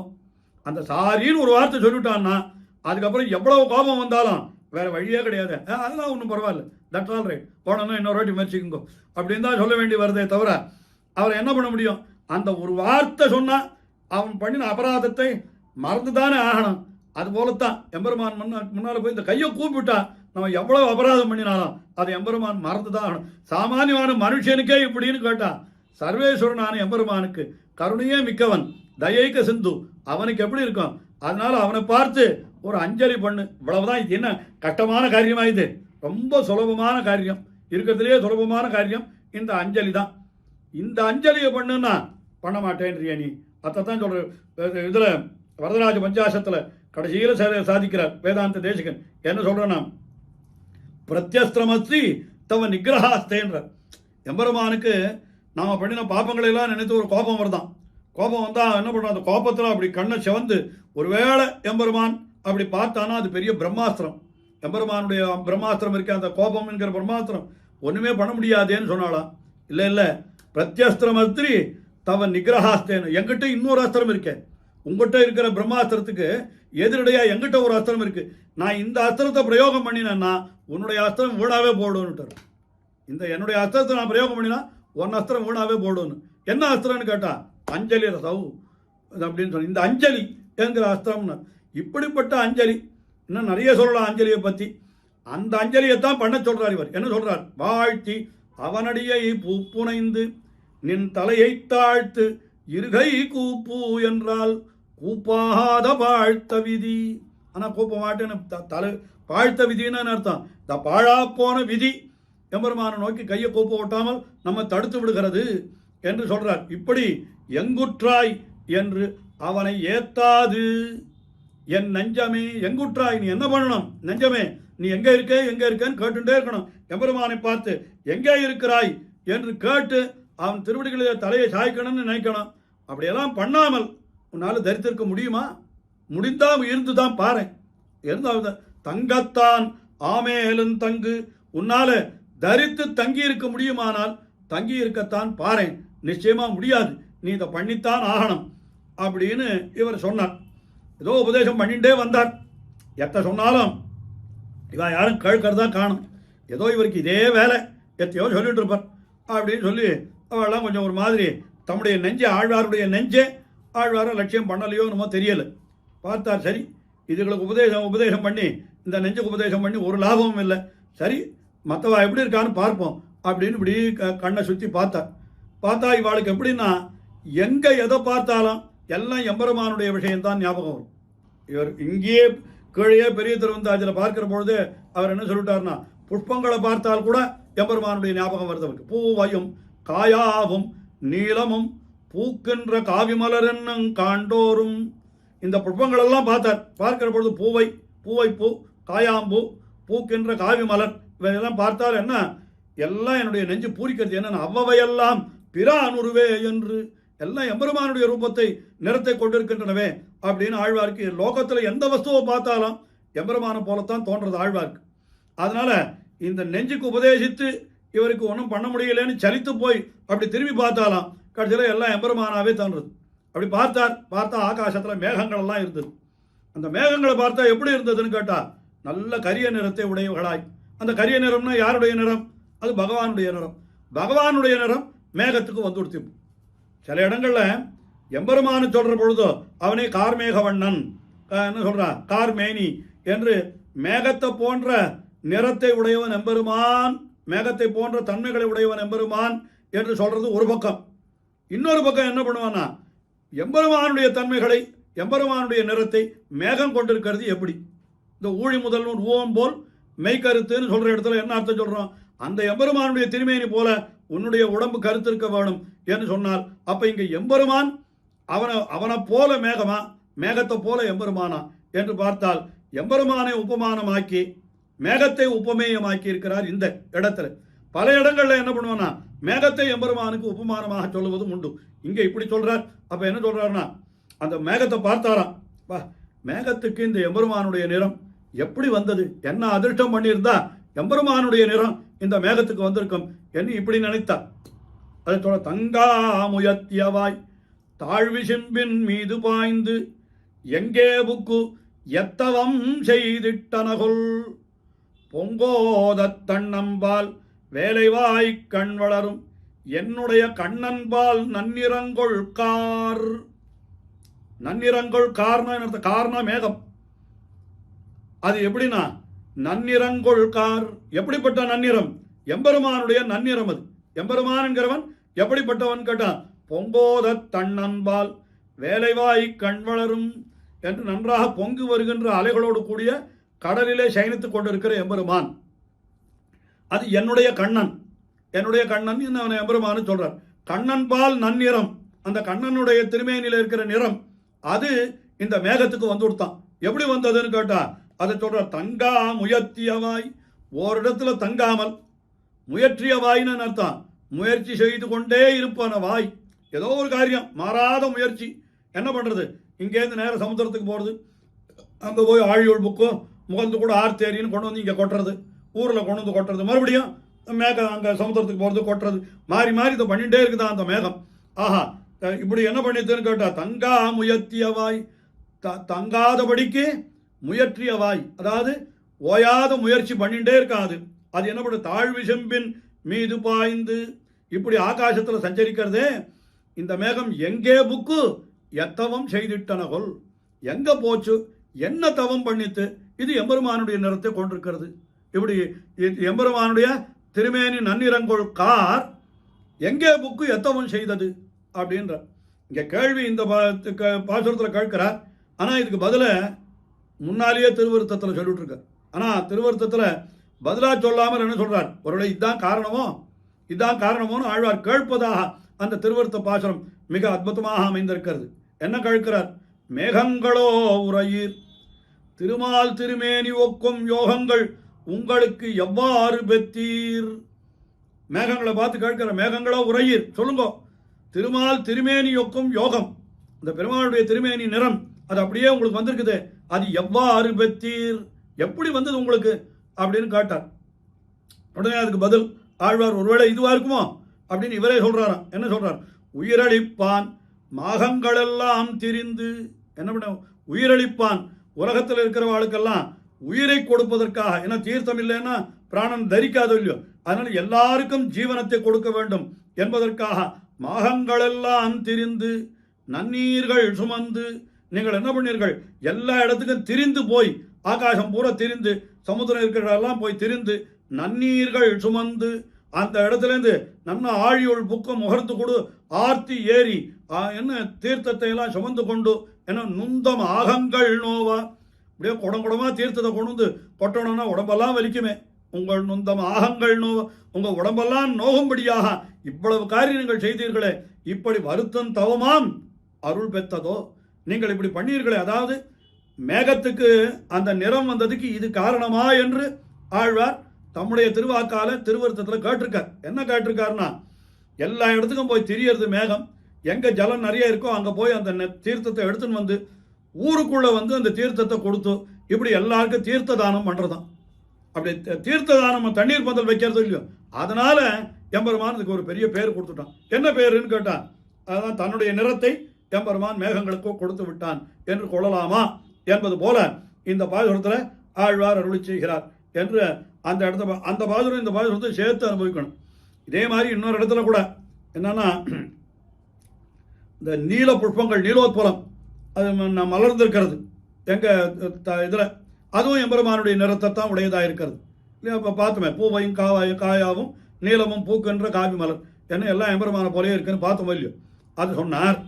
சரி, அங்கே என்ன அதுக்கு என்ன தவம் பண்ணித்து அப்படின்னு பார்த்தா உடனே சொல்ற, கடமாயினகள் கழித்து தன்கால் வன்மையால் பல நாள் தடமாயின புக்கு நீர்நிலனின் தவம் இதுகொள். அது எப்பொழுதும் ஜலத்திலேயே இருக்குது அந்த புஷ்பம். ஓ, நீங்க ஜலத்தில் நின்று தபஸ் பண்றீங்களோ இல்லையா, தபஸ் பண்றதுன்னா ஜல தபஸ் அக்னி தபஸ்ன்னு எல்லாம் சொல்லுவா. கழுத்தளவு ஜலத்தில் நின்று தபஸ் பண்றது ஏதோ ஒரு சக்தியை அடையிறதுக்கு அப்படின்னா, இந்த நீலோத்பலம் இருக்கோ இல்லையோ, அது என்ன பண்றதுன்னா ஒரு ஜலத்தில் நின்று கழுத்தளவு ஜலத்தில் நின்று தபஸ் பண்ணித்தான். தபஸ் பண்ணி என்ன பிரயோஜனத்தை பெற்றதுன்னா எம்பெருமானுடைய நிறத்தை பெற்று விட்டது என்று இப்படியெல்லாம் ஆழ்வார் அனுபவிக்கிறார். இந்த பாசுரத்தில் சொல்றார். என்ன சொல்றேன்னா, மேகங்களே உங்களுக்கு என்ன பாக்கியம், என்ன பாக்கியம், தங்கா முயற்சியவாய், இடைவிடாத முயற்சியை உடையவனாய் கொண்டு நீங்கள் எல்லாம் எங்கே புக்கு எத்தவன் செய்தனங்கள், இப்படி எம்பிராந்தன் நன்னிறங்கள் என்று கார் என்று இந்த பாசுரத்தில், அதாவது தம்முடைய நெஞ்சுக்கு உபதேசித்து பார்த்தார். நெஞ்சு ஒன்றும் கழுக்கிறதா காணும். சரி, நெஞ்சு எப்படியானோ போகட்டும் என்று எத்த பார்த்தார்னா இந்த மேகத்தை பார்த்தார் என்று சொன்னார். சரி, இப்போ கடைசியாக என்ன சொல்றாருன்னா, இருக்கட்டும் சுவாமி, எப்படி இருந்தாலும் எம்பெருமானுடைய சரித்திரங்களை பேசி போது போக்குதல் என்கிறது தான் ஒரே ஒரு வழி. அதை விட்டால் வேற வழியே கிடையாது. அதாவது எம்பெருமானுடைய சரித்திரங்களை இவர் என்ன இந்த பாசுரத்தில், அதாவது 86வது பாசுரம், இந்த பாசுரத்தில் என்ன சொல்கிறேன்னா, எம்பெருமானுடைய சரித்திரத்தை பேசி இவ பாபத்தை போக்கிக்கிறான்னு சொல்கிறா. லோகத்தை எம்பெருமான் சரித்திரத்தையே எப்பவும் பேசிட்டு தான் நம்முடைய பாபமெல்லாம் தொலைஞ்சு போகிறது அப்படின்னு சில பேர் சொல்கிறா. பாபம் போகட்டும் போகாத இருக்கட்டும், அதை பற்றி யார் கேட்டா? போது போக்குறதுக்கு இதை விட்டால் வேற என்ன வழி நீங்கள் சொல்லுங்கள். எம்பெருமானுடைய சரித்திரத்தை சொல்லலைன்னா போது போக்குறதுக்கு என்ன வழி? உண்மையாக ஒரு விதத்தில் சொல்ல போனால் ஒரு 100-150 வருஷத்துக்கு முன்னால் இதுதான் இருந்தது நமக்கு வழி. வேறு வழியே கிடையாது. போது போக்குறதுக்கு என்னன்னா, எம்பெருமானுடைய சரித்திரம் ஏதோ ஒரு விஷயம் ஹரிகதைன்னு சொல்லுவாள். யாராவது ஒருத்தர் எம்பெருமானுடைய சரித்திரத்தை சரித்திரமாக சொல்லிட்டு இருப்பார், அங்கே உட்காந்து கேட்பா. அப்படி இல்லைன்னா ஏதாவது நாடகம்னு போடுவான்னு வச்சுக்கோ, தெருக்கூத்து நாடகம்னு போட்டாள்னா அங்கேயும் பகவானுடைய சரித்திரம் தான். ஏதோ இரண்யவதமோ ராவணவதமோ இது மாதிரி சரித்திரங்கள். எந்த இடத்துல போனாலும் இல்லை யாராவது உட்காந்து சங்கீதம் பாடிட்டு இருந்தாள்னா பூர்த்தியாக பகவானுடைய பெருமையைத்தான். தியாகராஜ கீர்த்தனையோ புரந்தரதாசரோ எது பாடினாலும் பகவானுடைய விஷயம் தானே. இப்படி பழைய நாளில் போது போக்குறதுன்னா எல்லாம் பகவானை பற்றின விஷயமாக தான் இருந்தது. இப்போத்தான் நமக்கு என்ன ஆயிடுச்சுன்னா, பகவானை தவிர மீதி எல்லா விஷயமும் போது போக்க, பகவான் ஒரு விஷயத்தில் தான் கிட்ட போகக்கூடாதுன்னு சொல்லிட்டு இருக்கோம். அதான் நமக்கு யாதானம் பற்றி நீங்கும் விரதம். மற்றபடி நமக்கு எப்படின்னு கேட்டான், போது எப்படியோ போயிடுது, போது போது போறல. அவர் ஆழ்வார் என்ன சொல்றாருன்னா, போது எப்படி போக்குவீங்கன்னு கேட்கிறார். எம்பெருமானுடைய சரித்திரத்தை பேசலைன்னா பாவம் போகிறது போகலன்றது இருக்கட்டும்னா முதல்ல போது எப்படி போகும் அதைத்தான் கேட்கிறார் இந்த வாசகத்தில். கார்கலந்தமேனியான் கைகலந்த வாழியான் பார்கலந்த வல்வயித்தான் பாம்பனையான் சீர்கலந்த சொல்லினைந்து போக்காரேல் சூழ்வினையின் ஆழ்துயரை எண்ணினைந்து போக்குவரி போது. அதாவது எம்பெருமான் கார்கலந்த மேனியான், எல்லாம் எம்பெருமான சொல்ற சப்தங்கள். கார்கலந்த மேனியான் நல்ல, அதாவது கீழ்ப்பாசுரத்தில் சொன்னார் இல்லையோ, மேகம் எம்பெருமானுடைய நிறத்தை உடையதுன்னு அங்கே சொன்னார். இப்போ இங்கே எம்பெருமான் மேகத்தினுடைய நிறத்தை கொண்டிருக்கிறான்னு சொல்றார். கார்கலந்த மேனியான் கைகலந்த வாழியான். இந்த இடத்துல கைகலந்த வாழியான்றது சக்கராயுதத்தை உடையவன் அர்த்தம். ரெண்டும் தெரிஞ்சுக்கணும். அதனால்தான் அங்கே ஆழியங்க எம்மான்ற இடத்துல அது வெறும் மோதிரம்னு காட்டினோம். இங்கே கைகலந்த வாழியான்னால் சக்கராயுதத்தை உடையவன். கைகலந்த வாழியான். அதுக்கு மேலே பார்கலந்த வல்வயித்தான் என்னால் தன்னுடைய வயிற்றிலே பிரளய காலத்தில் உலகங்களை எல்லாம் வைத்து காப்பாற்றினவன். பார்கலந்த வல்வயித்தான் பாம்பனையான் என்னால் எல்லாம் விசேஷமான அர்த்தங்கள் இருக்கு, மேலே சொல்கிறேன். பாம்பனையான் என்னால் ஆறு, ஆதிசேஷனிலே சயனித்து கொண்டிருக்கிறான் எம்பெருமான். இப்படிப்பட்ட எம்பெருமானுடைய சீர் என்னால் கல்யாண குணங்கள். அந்த சீர்கலந்த சொல் அதை நினைந்து போக்காரேல் சூழ்வினையின் ஆழ்துயரை அவ போக்கட்டும் போகாது போகட்டும். சூழ்வினையின் ஆழ்துயரைன்னு அர்த்தம் நம்முடைய பாப்பங்களினுடைய பலனால ஏற்படக்கூடிய துக்கங்களை அவர்கள் போக்குகிறார்களா? இந்த சரித்திரத்தை எல்லாம் அனுபவிச்சாதான் போகும்னு சாஸ்திரம் சொல்லி இருக்குது. எம்பெருமானுடைய சரித்திரத்தை எப்போவும் அனுபவிச்சுட்டு இருந்தா தான் நம்முடைய பாபம் போகும், பாவம் தொலைஞ்சாதான் துக்கம் கழியும் என்று இப்படியெல்லாம் சொல்லி இருக்கிறதே. அது போக்கிக்கட்டும் போக்காத போகட்டும். எண்ணினைந்து போக்குவர் இப்போது. இந்த போதை எப்படி போக்குவாய்வா? போதை போக்குறதுக்கு வேற என்ன வழி இருக்குது நீங்களே சொல்லுங்களேன் அப்படின்னு கேட்டாராம். அதுக்கு ரொம்ப காஞ்சி சுவாமி ரொம்ப ரசமாக அர்த்தம் சொல்லுவார். அவர் என்ன சொன்னார், என்னமோ ஆழ்வாருக்கு போதை போக்குறதுக்கு எம்பெருமானுடைய சரித்திரத்தை தவிர வேற வழி தெரியாது. அதனால ஆழ்வார் இப்படி சொல்லிட்டார். உண்மையில் போதை போக்குறதுக்கு வழியா இல்லை, என்கிட்ட வந்து கேளுங்க, நான் 1000 வழி சொல்கிறேன்னு. எம்பெருமானையே நினைக்காமல், எம்பெருமான் நினைக்கிறதுக்கு தான் அவகாசம் இல்லையே தவிர போதை போக்குறதுக்கு வேண்டிய அவகாசம் இருக்குது எங்களுக்கு அப்படின்னு சொல்லுவா. ஆனால் இவர் ஆழ்வார் என்ன நினைச்சிட்டு இருக்காருன்னா, அவர் பாவம் அப்பாவி, அவருக்கு போதை போக்குறதுக்கு வேறு வழியே தெரியாது, அதனால இவர் இப்படி சொல்லிட்டாருன்றதுக்கு 2-3 கதையெல்லாம் எழுதியிருக்கார். வேடிக்கை கதை. என்ன சொல்கிறாருன்னா, அந்த காலத்தில் சொல்லுவாளாம், ரொம்ப வைதிக காலத்தில் இருக்கிறவாள்ல என்ன சொல்லுவான், அம்மா ஆண்டியா வந்து எல்லாம் ராத்திரி பாத்திரம்லாம் தேய்ச்சி எல்லாத்தையும் எடுத்து வச்சுட்டியா அப்படின்னு கேட்டு, வச்சுட்டேன். இந்த வெள்ளி சொம்பை பத்திரம் கவுத்து வச்சுடு, அதில் ஜலம் வைக்காதேன்னு. வெள்ளி சொம்பில் தீர்த்தம் வைக்காதே, கவுத்து வச்சுடுன்னு. எதுக்கு சுவாமி கவுத்து வைக்கணும், ஏன் என்ன விஷயம்னு கேட்டாலும். வெள்ளி சொம்பில் நீ ஜலம் வச்சிருந்தியானா யாராவது திருடம் வந்தான்னாக்கா அவன் சுலபமாக கையெலும்பி எடுத்துன்னு போயிடுவானே. நீ ஜலமே வைக்கலன்னா கையெலும்புறதுக்கு ஜலம் இல்லாத அவன் சொம்பை எப்படி தொடுவான்? அப்படின்னாராம். இவர் பரம வைதிகர், அதனால எப்போ சொம்பை எடுத்தாலும் கையெலும்பிட்டு தான் சொம்பை எடுப்பார் இவர், இல்லைன்னா எடுக்க மாட்டார். அப்போ என்ன கையெலும்பி ஜலம் இல்லைன்னா சொம்பையே தொடர்றது இல்லைன்னு வச்சுருப்பா. இந்த மடி ஆச்சாரெல்லாம் வச்சுருக்கிறவா அப்படி தான் வச்சுருப்பா. இவர் என்ன நினச்சுட்டார்னா, தான் எப்படி இருக்கானோ அது மாதிரி திருடனும் அப்படி தான் இருப்பான்னு நினச்சுட்டார். திருடனும் அப்படி தான் இருப்பான்னு நினச்சுட்டு இவர் என்ன சொன்னாராம், சொம்புல ஜலம் வைக்காத, திருடன் வந்து பார்த்தா கூட சொம்புல ஜலம் இல்லைன்னா ஐயோ ஜலம் இல்லாத சொம்பை எப்படி கையெலும்பிக்காத எடுக்கிறதுன்னு சொல்லிட்டு திருடாதியே போயிடுவான், அதனால சொம்பை கவுத்து வையினாரா இவர். இது அவர் இப்படி ஒரு 10ஆம் பசலி உண்டா, திருடம் கூட கையெலும்பிட்டு தான் சொம்பை திருடணும்னு நினச்சிருப்போனா, இது என்ன பைத்தியக்காரத்தனம் அப்படின்னு நமக்கு தோணும். ஆனால் அவருக்கு அப்படித்தானே வழக்கம், அதனால எல்லாரும் அப்படித்தான் இருப்பான்னு அவர் நினைக்கிறார் அப்படின்னு ஒரு வேடிக்கை கதை. இன்னொருத்தர் என்ன பண்ண, ஆற்றுல தென்னை மரம் இருந்தது, அதில் யாரோ ஒரு திருடன் ஏறி மேலே என்ன பண்ணானா தேங்காயை பறிச்சுட்டு இருக்கான். இவர் நேராக போனார், போலீஸ்க்கு போயிட்டார். இந்த மாதிரி எங்கள் தென்னை மரத்தில் ஒரு திருடன் பறிச்சுட்டு இருக்கான், நீ உடனே வா அவனை பிடிக்கணும் அப்படின்னாலாம். ஓய் அவன் இத்தனை நாளைக்கு போயிட்டு இருக்க மாட்டானா, நீர் வந்து இப்போ சொல்கிறீரே அப்படின்னா, எனக்கு தெரியாதா, அவன் போக முடியாத ஒரு வழி பண்ணிட்டு வந்துட்டேன் அப்படின்னு.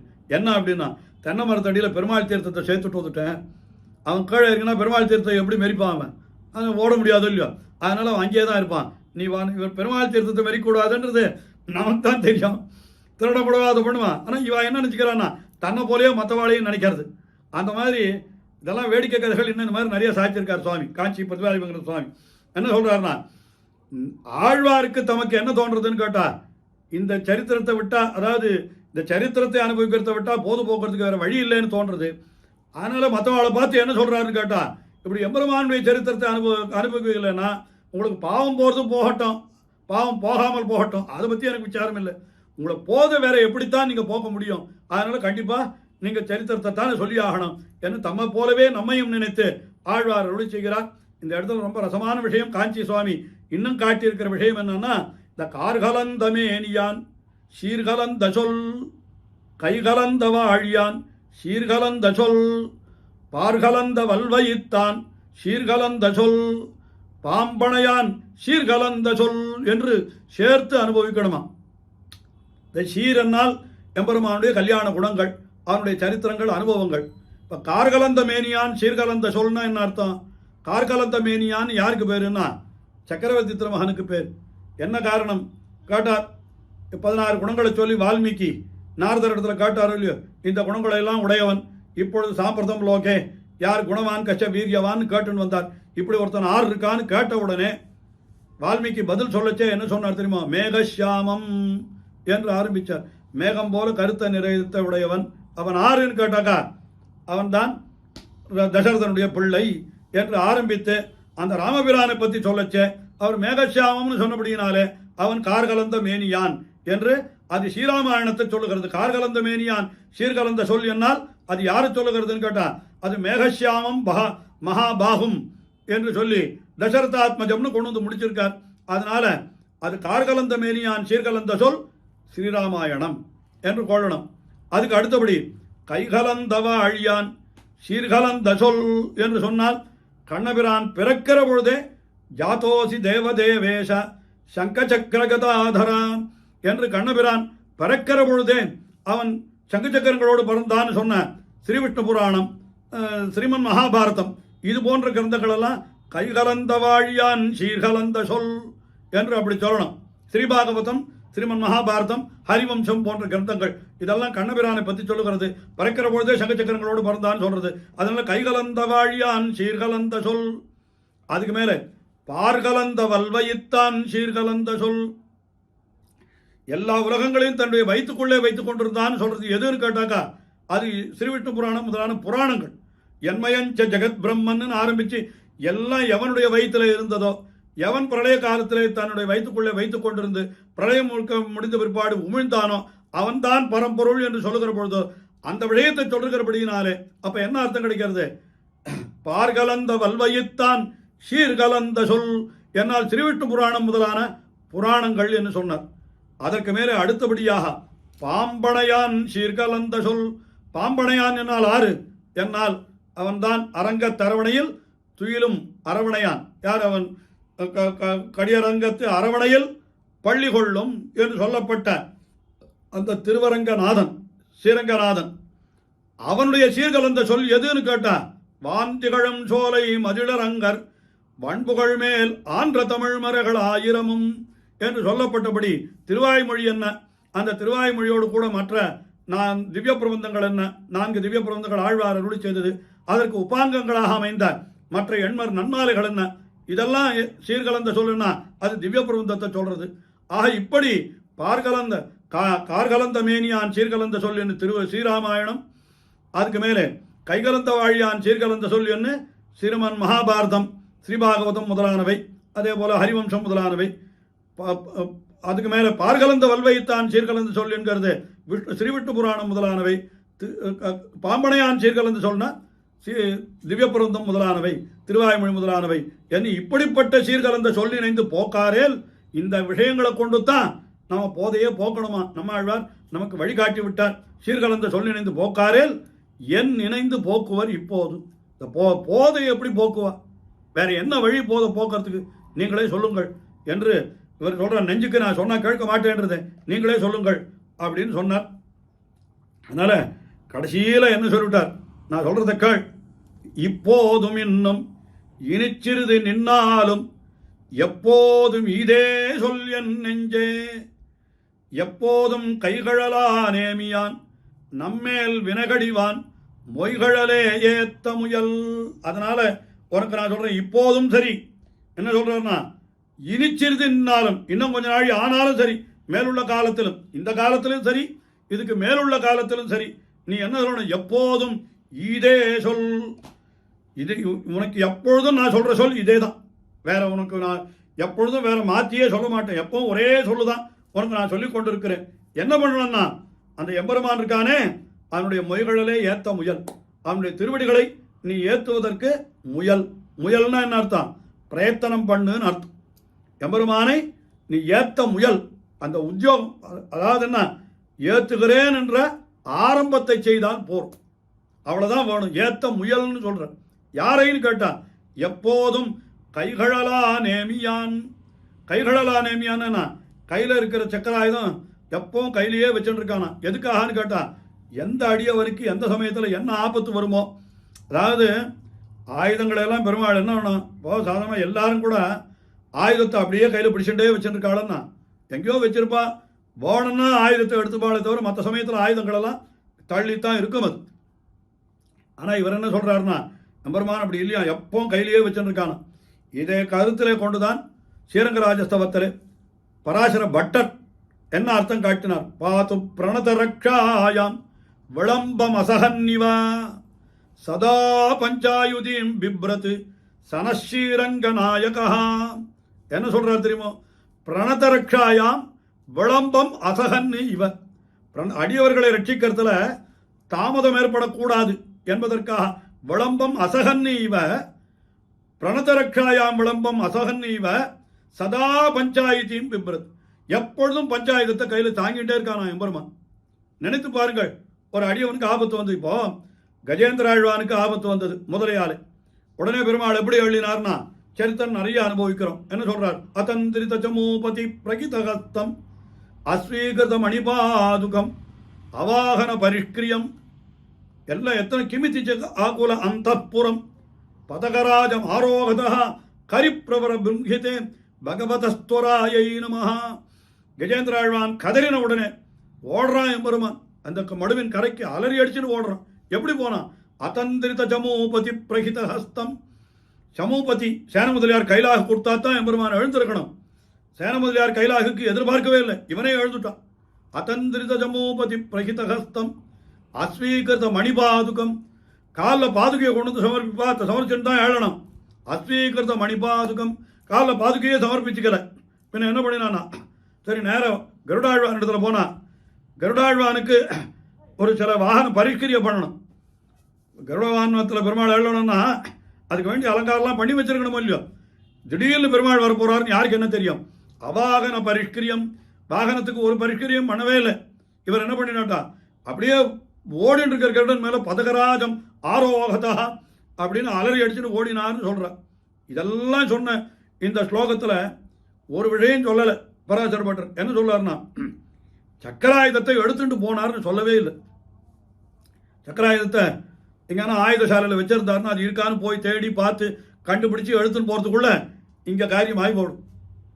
அதனால என்ன சக்கராயுதத்தை எடுத்துன்னு போனார் ஏன் சொல்லலைன்னு கேட்டால், சக்கராயுதம் எப்போவுமே கையில் இருக்குது, அது எடுத்துன்னு போகிறதுன்னு ஒன்று கிடையவே கிடையாது. அதனால தான் என்ன அதை பற்றி வாயே திறக்கல பராசர பட்டரங்க. அதைத்தான் இங்கே பராசர பட்டரு இந்த ஸ்ரீரங்கராஜஸ்தவத்தில் இங்கே என்ன சொல்றார், சதா பஞ்சாயுதிம் பிரிப்பது, எல்லா காலத்திலும் பஞ்சாயுதத்தை கையிலையும் ஏந்திண்டே இருக்கானா. எதுக்குன்னு கேட்டா, பாது பிரணத ரக்ஷாயாம் விளம்பம் அசகன்னு, அந்த தாமதமே ஏற்படக்கூடாது, எப்பவும் கையில் வச்சுன்னு இருக்கான். இந்த அர்த்தம் எங்கேருந்து கிடைச்சது பட்டருக்குன்னு கேட்டா, இந்த பாசுரத்துல இருந்து கிடைச்சது. நம்மாழ்வாருடைய இந்த பாசுரத்தில் என்ன சொல்றார், எப்பொழுதும் கைகளலா நேமியான். ஏன் எப்பொழுதும் கைகளலா நேமியான், நம்மேல் வினை கடிவான், நம்மேல் வினை கடிவதற்காக கைகளலான் நேமியான். அப்படின்னு அர்த்தம், நம்ம இடத்துல இருக்கிற பாவங்களெல்லாம் போக்கணுன்றதுக்காக எப்பவும் சக்கராயுதத்தை சித்தமாக வச்சுருக்கான். எந்த சமயத்தில் இவன் வருவனோ அந்த சமயத்தில் இவனுடைய பாவங்களை போக்கி விடணும். வர சமயத்தில் இவனுக்கு ஆயுதத்தை தேட ஆரம்பிச்சா இது நடக்கவே நடக்காது காரியம். ஆஹா, அதனால அப்படிப்பட்ட எம்பெருமான் இருக்கானே, அவனுடைய மொய் கழலே ஏத்த முயல், அவனுடைய கழல் இருக்க, அது மொய் கழல் என்ன, நல்ல புட்பங்களெல்லாம் இருக்கக்கூடிய கழல், அது அழகிய திருவடிகள். அந்த கழலையே நீ எப்பொழுதும் ஏத்த முயல் என்கிறார். வியாக்கியானத்தில் என்ன அர்த்தம் காட்டுறார், முயல் மொய்களிலே ஏத்த முயல்னு சொன்னா என்ன அர்த்தம் தெரியுமோ, நீ ஒன்று முயன்றாலே போறோம்னா, நீ அதாவது எம்பெருமானுடைய திருவடிகளை ஸ்தோத்திரம் பண்ணி முடிக்கிறதுன்றது கிடையவே கிடையாது. ஸ்தோத்திரம் பண்ணணும்னு நினைச்சாலே போறோம், எம்பெருமான் அனுகிரகத்தை பண்ணிவிடும். மொய்களிலே ஏத்த முயல்னா, மொய்களிலே ஏத்துன்னு கூட சொல்லலை, மொய்களிலே ஏத்த முயல்னு சொல்றேன். அந்த முயற்சி நான் பண்றேன்னு பண்ணிட்டா போறோம். நான் அடிக்கடி சொல்றேனே, இவன் மேன் ஒன்லி ப்ரப்போசஸ், இவன் வெறும் பண்றேன்னு நினைச்சா போறோம், உடனே காட் டிஸ்போசஸ், அதை எம்பெருமான் தலை கட்டி கொடுக்குறான். என்ன அந்த அர்த்தம் சொன்னேனே, அதை இங்கேயும் சேர்த்து வச்சுக்கலாம்.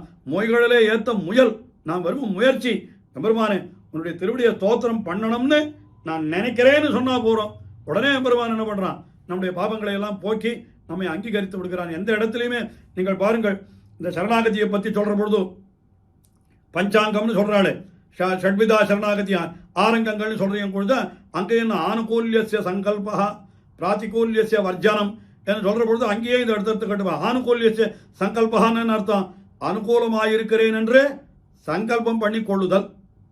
பிராத்திகூல்யசியன்னு சொல்ற பொழுது வர்ஜனம், விட்டு விடுறது. அனுகூலமாக இருக்கிறதுன்னு சொல்லலை, இருக்கேன்னு நினைக்கிறது, அவ்வளோதான். நீ அனுகூலமாக இருக்கக்கூட வேண்டாம், அனுகூலமாக இருக்கேன்னு நினைச்சா போறோம், சங்கல்பம் பண்ணிட்டா போறோம். ஆனால் பிரதிகூலத்தை மாத்திரம் விட்டே ஆகணும் என்ன அங்கே காட்டுறாள். அந்த மாதிரி இங்கேயும் கூட மொய்களில் ஏற்றுக்கிறேன்னு சங்கல்பம் பண்ணிட்டா போறோம், நீ ஏற்றவே வேண்டாம். ஏத்த தொடங்கினாயானால் மீதி எல்லாவற்றையும் தலை கட்டிக்கிற வைக்கிறவன் அவனாயிருக்கிறான். ஆகையினாலே நீ என்ன பண்ணணும், அவனுக்கு மொய்களே ஏத்த முயல், இதைத்தான் உனக்கு நான் சொல்லுவேன். இது இந்த அர்த்தமானது எப்போவானாலும் இதை நான் மாற்றவே மாட்டேன், எப்போதும் ஈதே சொல். இப்போ ஈதே சொல்லுனால் இந்த சொல்லுதான் எப்பவும் நான் சொல்லக்கூடிய சொல். என் நெஞ்சே நீ என்ன பண்ண வேணும், நம்மேல் வினகடிவான், எப்பொழுதும் கைகளலா நேமியான், அவனுடைய மொய்களிலே ஏத்த முயல் என்று சொல்லி இந்த திவ்ய பிரபந்தத்தை நிறைவு செய்தார். மறுபடியும் முதல் பாசுரத்தை சொல்றோம், முயற்சி சுமந்தெழுந்து முந்துத்த நெஞ்சே இயத்துவாய் எம்மோடு நீ கூடி. அதனால இப்போ இந்த சொன்னதை விஷயத்தை அப்படியே நினைத்து பாருங்கள், நெஞ்சே நீ என்னோடு கூடி நீயும் இயத்துவாய். என்ன பண்ணணும்னா, நயப்புடைய நாவின் தொடைகளவி உள்பொதிவோம் நற்பூவை பூவின்ற வண்ணன் புகழ் என்று அந்த பூவை பூவை போல இருக்கக்கூடிய அந்த அந்த நிறத்தை உடையவனான எம்பெருமானுடைய புகழை நாம் அழகான பாசுரங்களாலே சொல்லுவோம். வா நெஞ்சே என்று மறுபடியும் அந்த நெஞ்சை இந்த இடத்துல நீ நெஞ்சை பார்த்து என்ன சொல்றார், நீ முயற்சி தொடங்கினா போறோம். சாதாரணமாக சொல்லுவாள் இல்லையோ, முயற்சி திருவினையாக்கம் அப்படின்னு தமிழில் ஒரு வார்த்தை சொல்லுவதுண்டு. ஔவையார் சொன்ன வார்த்தைன்னு சொல்கிற வழக்கம் அது. முயற்சி திருவினையாக்கம்னு ஒரு அந்த ஆத்திசூடி முதலான விஷயத்தில் சொல்கிற விஷயம். இந்த முயற்சி திருவினையாக்கணும், முயற்சின்னா என்ன அர்த்தம், நம்ம முயற்சி பண்ணுறேன்னு சொல்லிவிட்டா உடனே அது முயற்சியை திரு வினையாக்கும் அப்படி கூட அர்த்தம் சொல்லிவிடலாமோ. திருன்னா பிராட்டி, அவள் என்ன பண்ணுவாள், அந்த எம்பெருமானத்தில் புருஷகாரம் பண்ணி அதை செயலாகவே ஆக்கிடுவோம், அது செய்ததாகவே ஆக்கிடுவோம். இவன் வெறும் முயற்சின்னு தான் சொன்னான், உடனே அத்தை திரு என்ன பண்ணினாள்னா வினை செயலாகவே ஆக்கி விடுகிறாள் என்று கூட அர்த்தம் சொல்லும்படியாக மொய்களிலே ஏத்த முயல் என்னால் என்ன அர்த்தம், இவன் முயற்சி பண்ணினா போறோம், உடனே முயற்சி பண்றேன்னு நினைத்தால் போறோம், அவ்வளவுதான். இவன் 2 அடி வந்தான்னா எம்பெருமான் 200 அடி வரான்னு சொல்றாள். அந்த மாதிரி இது எத்தனை இடத்துல நிரூபித்து காட்டப்பட்டிருக்கிறது சரித்திரங்களிலே என்று நாம் பார்க்கிறோம். அப்படிப்பட்ட உயர்ந்த கிரந்தம் பெரிய திருவந்தாதி. அதுலேயும் எம்பெருமானை பற்றின திருவந்தாதியில் பெரிய இது இருக்கிற திருவந்தாதியிலேயே இதுதான் சின்ன திருவந்தாதி. 87 பாசுரம் தான் இருக்கிறது. ஆனால் உயர்ந்த அர்த்தங்களை தன்னகத்தில் நிறைய கொண்டிருக்கிறபடினாலே இது பெருமையினாலே பெரிய திருவந்தாதி. அவ்வளோதான். ஒருத்தரை பார்த்து இவர் ரொம்ப பெரியவர்னு சொன்னான், உருவத்தால் பெரியவரா, ரொம்ப குண்டா இருக்காரா அப்படின்னு அந்த அர்த்தத்தில் இல்லை. ரொம்ப பெரியவர்னால் அவரிடத்தில் இருக்கிற விஷய ஞானத்தினாலே அவர் பெரியவர் என்று சொல்லுகிறோம். அதுபோல விஷயங்களாலே இது பெரிய திருவந்தாதி. அது அங்கேயே ஒரு திருவந்தாதிலையும் சொல்லிட்டாரோ இல்லையோ, யான் பெரியன் என்று தம்மை சொல்லிக் கொண்டார். அதாவது எம்பெருமானையே தனக்குள்ளே அடக்கி கொண்டு விட்டபடியினாலே நான் தான் பெரியவன். அதாவது உலகத்தையெல்லாம் தனக்குள்ளே அடக்கி கொண்டிருக்கிறான் எம்பெருமான். புவியும் இருவிசும்பும் நின்னகத்த நீ என் செவியின் வழிபுகுந்து என் உள்ளாய் என்ன எனக்குள்ள இருக்கிறாய். அப்ப நீ பெரியன், யான் பெரியன், நீ பெரியன் என்பதனை யார் அறிவார்னு. ஆனா அந்த இடத்துல காஞ்சி சுவாமி ரொம்ப ரசமா அர்த்தம் காட்டினார். வியாக்கியானம் பெரியவாச்சான் பிள்ளை வியாக்கியானம் காட்டுற பொழுது கூட அவிவின்றி என் உள்ளாய், இடைவிடாமல் எனக்குள்ளேயே இருக்கிறாய் நீ, யான் பெரியன் நீ பெரிய என்பதனை யார் அறிவார்னு சேர்த்து அர்த்தம் பண்ணியிருக்கார் பெரியவாச்சான் பிள்ளை. அப்படின்னா நான் பெரியவனா நீ பெரியவனா என்பதை யார் அறிவார் அப்படின்னு அந்த அர்த்தத்தை தான் பண்ணினார். ஆனால் இவர் என்ன பண்ணினார், காஞ்சி பிரதிவாதி வெங்கட சுவாமி என்ன அர்த்தம் காட்டினார்னா, யான் பெரியன், உன்னை எனக்குள்ளே அடக்கி கொண்டு விட்டு அப்படின்னாலே நான் தான் பெரியவன், நீ பெரிய என்பதனை யார் அறிவார் என்று பிரித்து சொல்லணுன்ற. நீ பெரியவன் யாரை சொல்லுவா? உன்னையே எனக்குள்ள நான் அடக்கி விட்ட பிற்பாடு உன்னை பெரியவன் வேற யார் சொல்லுவா? ஒருத்தரும் சொல்ல மாட்டான். அதனால யான் பெரியன் அப்படின்னு சொல்லிட்டாராம். அதனால தான் இந்த திருவந்தாதிக்கே பெரிய திருவந்தாதின்னு பேர் ஏற்பட்டதுன்னு சொல்றான். அது மட்டும் இல்லை, இன்னைக்கும் கூட ஆழ்வார் திருநகரிலே நாம் சென்றோமானால் அங்கே நம்மாழ்வாருக்கு பல திருநாமங்கள் வழங்குகிற பொழுதோ அதில் முக்கியமான திருநாமம் என்ன தெரியுமோ? பெரியன்னுனே ஒரு திருநாமம். நம்மாழ்வாருக்கே பெரியன்னு ஒரு திருநாமம். நம்மாழ்வார் மோட்சத்துக்கு போறாருன்னு சொல்றாளே, நம் பெரியனுக்கு பெரிய வீடு தந்தோம் என்று கொடுத்ததாக அங்கே இன்னைக்கு அந்த ஒரு ஓலை பெருமாள் வீடுபட உற்சவத்தை அன்னைக்கு போய் சேவிச்சோமானா, அதாவது இது ஆழ்வார் திருவடி தோழல் அன்னைக்கு மத்தா நாள் வீடுபட உற்சவம்னு ரொம்ப ஆச்சரியமாக நடக்கும். சாயங்காலத்துக்கு மேலே திருமஞ்சனமெல்லாம் ஆகி ரொம்ப அற்புதமான உற்சவம் அது. எல்லாரும் அந்த ராத்திரி இந்த உற்சவத்தை சேவிச்சுட்டு வந்துடுவா. வீடுபட உற்சவம் அவசியமாக சேவிக்கணும். அந்த இடத்துல ஒரு பெரிய தங்கத்தால் ஆன ஒரு ஓலைச்சுவடி என்னன்னா இவருக்கு மோட்சம் கொடுத்ததுக்கு அடையாளமாக அது வச்சுருக்காராம். அதில் என்னன்னா, நம் பெரியனுக்கு பெரிய வீடு தந்தோம் என்று இவருக்கு பெரியன் என்னே பெயர் இருக்கிறதாக அங்கே காட்டியிருக்கிறார்கள். அதே போல நம்மாழ்வாரை சேர்ந்தவர்கள் அங்கே தீர்த்தக்காராளில் கூட சில பேருக்கு பெரியன் கூட்டத்தார்னு சில பேர் தீர்த்தக்காராள் சில பேர் இருக்கா. பெரியன் கூட்டத்தார்னு அர்த்தம், நம்மாழ்வாரை சேர்ந்தவர்னு அர்த்தம். அந்த ஊரில் நம்மாழ்வாருக்கு பெரியன் என்கிற ஒரு திருநாமம் உண்டு. அதுக்கும் காரணம் என்னன்னா, இந்த திருவந்தாதி பெரிய திருவந்தாதி என்கிற திருவந்தாதியை அருளி செய்தபடியினாலே என்ன இப்படி பல காரணங்களை கொண்டு பார்க்கிறோம். அப்படிப்பட்ட உயர்ந்த கிரந்தம் பெரிய திருவந்தாதி. அந்த பெரிய திருவந்தாதியினுடைய சாத்மர பாசுரங்கள் இன்னும் உயர்ந்த பாசுரங்கள். அதை அடியனுக்கு விண்ணப்பிக்கும்படியான பாக்கியத்தை அடியனுக்கு ஏற்படுத்தி கொடுத்த சுவாமி. இப்போ யார் பெரியன்னா, இதெல்லாம் விட எல்லாரோட யார் பெரியன்னா, இப்படிப்பட்ட பாக்கியத்தை ஸ்ரீ வைஷ்ணவர்களுக்கு அத்தனை பேருக்கும் ஏற்படுத்தி கொடுக்குற நம்முடைய ஜிஆர் சுவாமி. அவர் தானே நமக்கு பெரியவர் இல்லையா? எப்படிப்பட்ட சுவாமி நமக்கு இப்பொழுது வாழும் ராமானுஜராக எழுந்தருளியிருந்து இந்த ஸ்ரீ வைஷ்ணவ தரிசனத்தை உலகெங்கும் பரப்பி இப்படி பெரிய காரியங்களை செய்து கொண்டிருக்கின்ற ஸ்ரீமத் பரஹம்சேத்யாதிப்படி எழுந்தருளிருக்கின்ற யதுகிரி யதிராஜ நாராயண ராமானுஜ ஜிஆர் சுவாமி. அந்த சுவாமி பெரியவர். ஆனா அந்த சுவாமியினுடைய கிருபையை நாம் பெற்றிருக்கிற பொழுதோ அப்ப என்னன்னா, அந்த சுவாமியே நம்முடைய நெஞ்சுக்குள்ள அடிக்க விட்டா நாம பெரியவர் என்ன நம்ம கூட சொல்லிக் கொள்ளலாமோ? இருந்தாலும் அந்த சுவாமியினுடைய கிருபைக்கு அடியன் பல்லாண்டு பாடி இது போன்ற மேலும் பல பல நல்ல காரியங்களை இந்த சுவாமி எம்பெருமானாரை போல இந்த 120 சம்பத்சரம் இந்த நிலவுலகிலே எழுந்தருளி இருந்து இந்த தரிசனத்தை வாழ்வித்தருள வேணும். இன்னைக்கு இப்படி அவரை போல இந்த தரிசனத்தை பிரதி தினமும் காலக்ஷேபாதிகள் முதலானவற்றை நடத்தி அப்படி பெருசா பரப்புறதுன்றத இந்த சுவாமியை தவிர வேற யாரும் இவ்வளவு பிரசித்தமாக பண்ணவில்லை. அப்படி பண்ணி கொண்டிருக்கிற சுவாமிக்கு ஸ்ரீ வைஷ்ணவ உலகம் எவ்வளவு நன்றி செலுத்தினாலும் போறவே போராது. அப்படிப்பட்ட அந்த சுவாமியினுடைய கிருபைக்கும் அடியன் பல்லாண்டு பாடி இப்படி வாய்ப்பளித்தமைக்கு எல்லோருக்கும் அடியுடைய கிருத்தகத்தை விண்ணப்பித்து அடியேன் அமைகிறேன். லக்ஷ்மீ சரணலாட்சாங்க சாட்சி ஸ்ரீவக்ஷவக்ஷசே க்ஷேமங்கராய சர்வேஷாம் ஸ்ரீரங்கேஷாய மங்களம். ஸ்ரீயக்காந்தாய கல்யாண நிதயே நிதயேத்தினாம் ஸ்ரீவேங்கட நிவாசாய ஸ்ரீனிவாசாய மங்களம். அஸ்து ஸ்ரீஸ்தன கஸ்தூரி வாசனா வாசிதோரசே ஸ்ரீ ஹஸ்திகிரிநாதாய தேவராஜாய மங்களம். கமலாகுஜ கஸ்தூரி கர்தமாங்கித வக்ஷசே யாதவாதிரி நிவாசாய சம்பத்புத்திராய மங்களம் பிருந்தாரண்ய நிவாசாய பலராமானுஜாய ச ருக்மிணீ பிராணநாதாய பார்த்தசூதாய மங்களம் ஸ்ரீமத்யை விஷ்ணுச்சித்தார்ய மனோநந்தன ஹேதவே நந்தநந்தன சுந்தர்யை கோதாயை நித்யமங்கலம் ஸ்ரீநகர்யாம் மகாபுர்யாம் தாமிரபர்ணியுத்தரே தடே ஸ்ரீ திந்திரிணீ மூலதாம்னே ஷடகோபாய மங்களம் ஸ்ரீமதாலி ஸ்ரீநகரிநாதாய கலிவரிணே சதுர்கவிப்பிரதானாய பரகாலாய மங்களம் மனோஜ்ஞவரயோகீந்திர மானசாம்போஜபானவே யதுஷைல நிவாசாய இதிராஜாய மங்களம் சர்வகந்த இதிக்யாத ஸ்ருத்யந்தே வெங்கடேஸ்வரः யஸ்ஸமர்விதமால்யோகைः அனந்தார்யாய மங்களம் லோகாச்சார்யாய குருவே கிருஷ்ணபாதஸ்ய சோனவே संसारभोगि संदष्ट जीव जीवातवे नमः श्रीमते रम्यजामातृमुनीन्द्राय महात्मने श्रीरंगवासिने भूयात् नित्यश्रीर्नित्यमङ्गलम् श्रीमत्सुन्दरजामातृमुनिपादाब्जवासिने अण्णङ्गरार्यवर्याय नित्यश्रीर्नित्यमङ्गलम्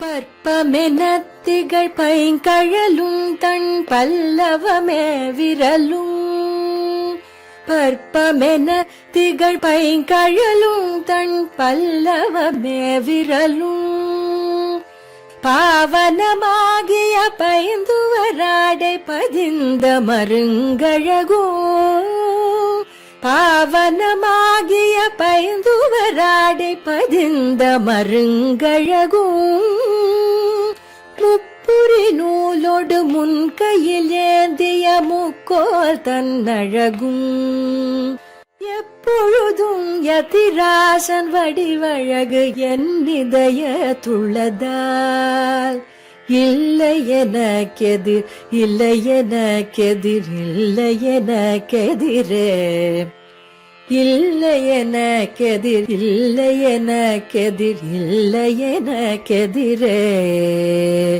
இல்லை எனக்கெதிரே இல்லை எனக்கெதிரே இல்லை எனக்கெதிரே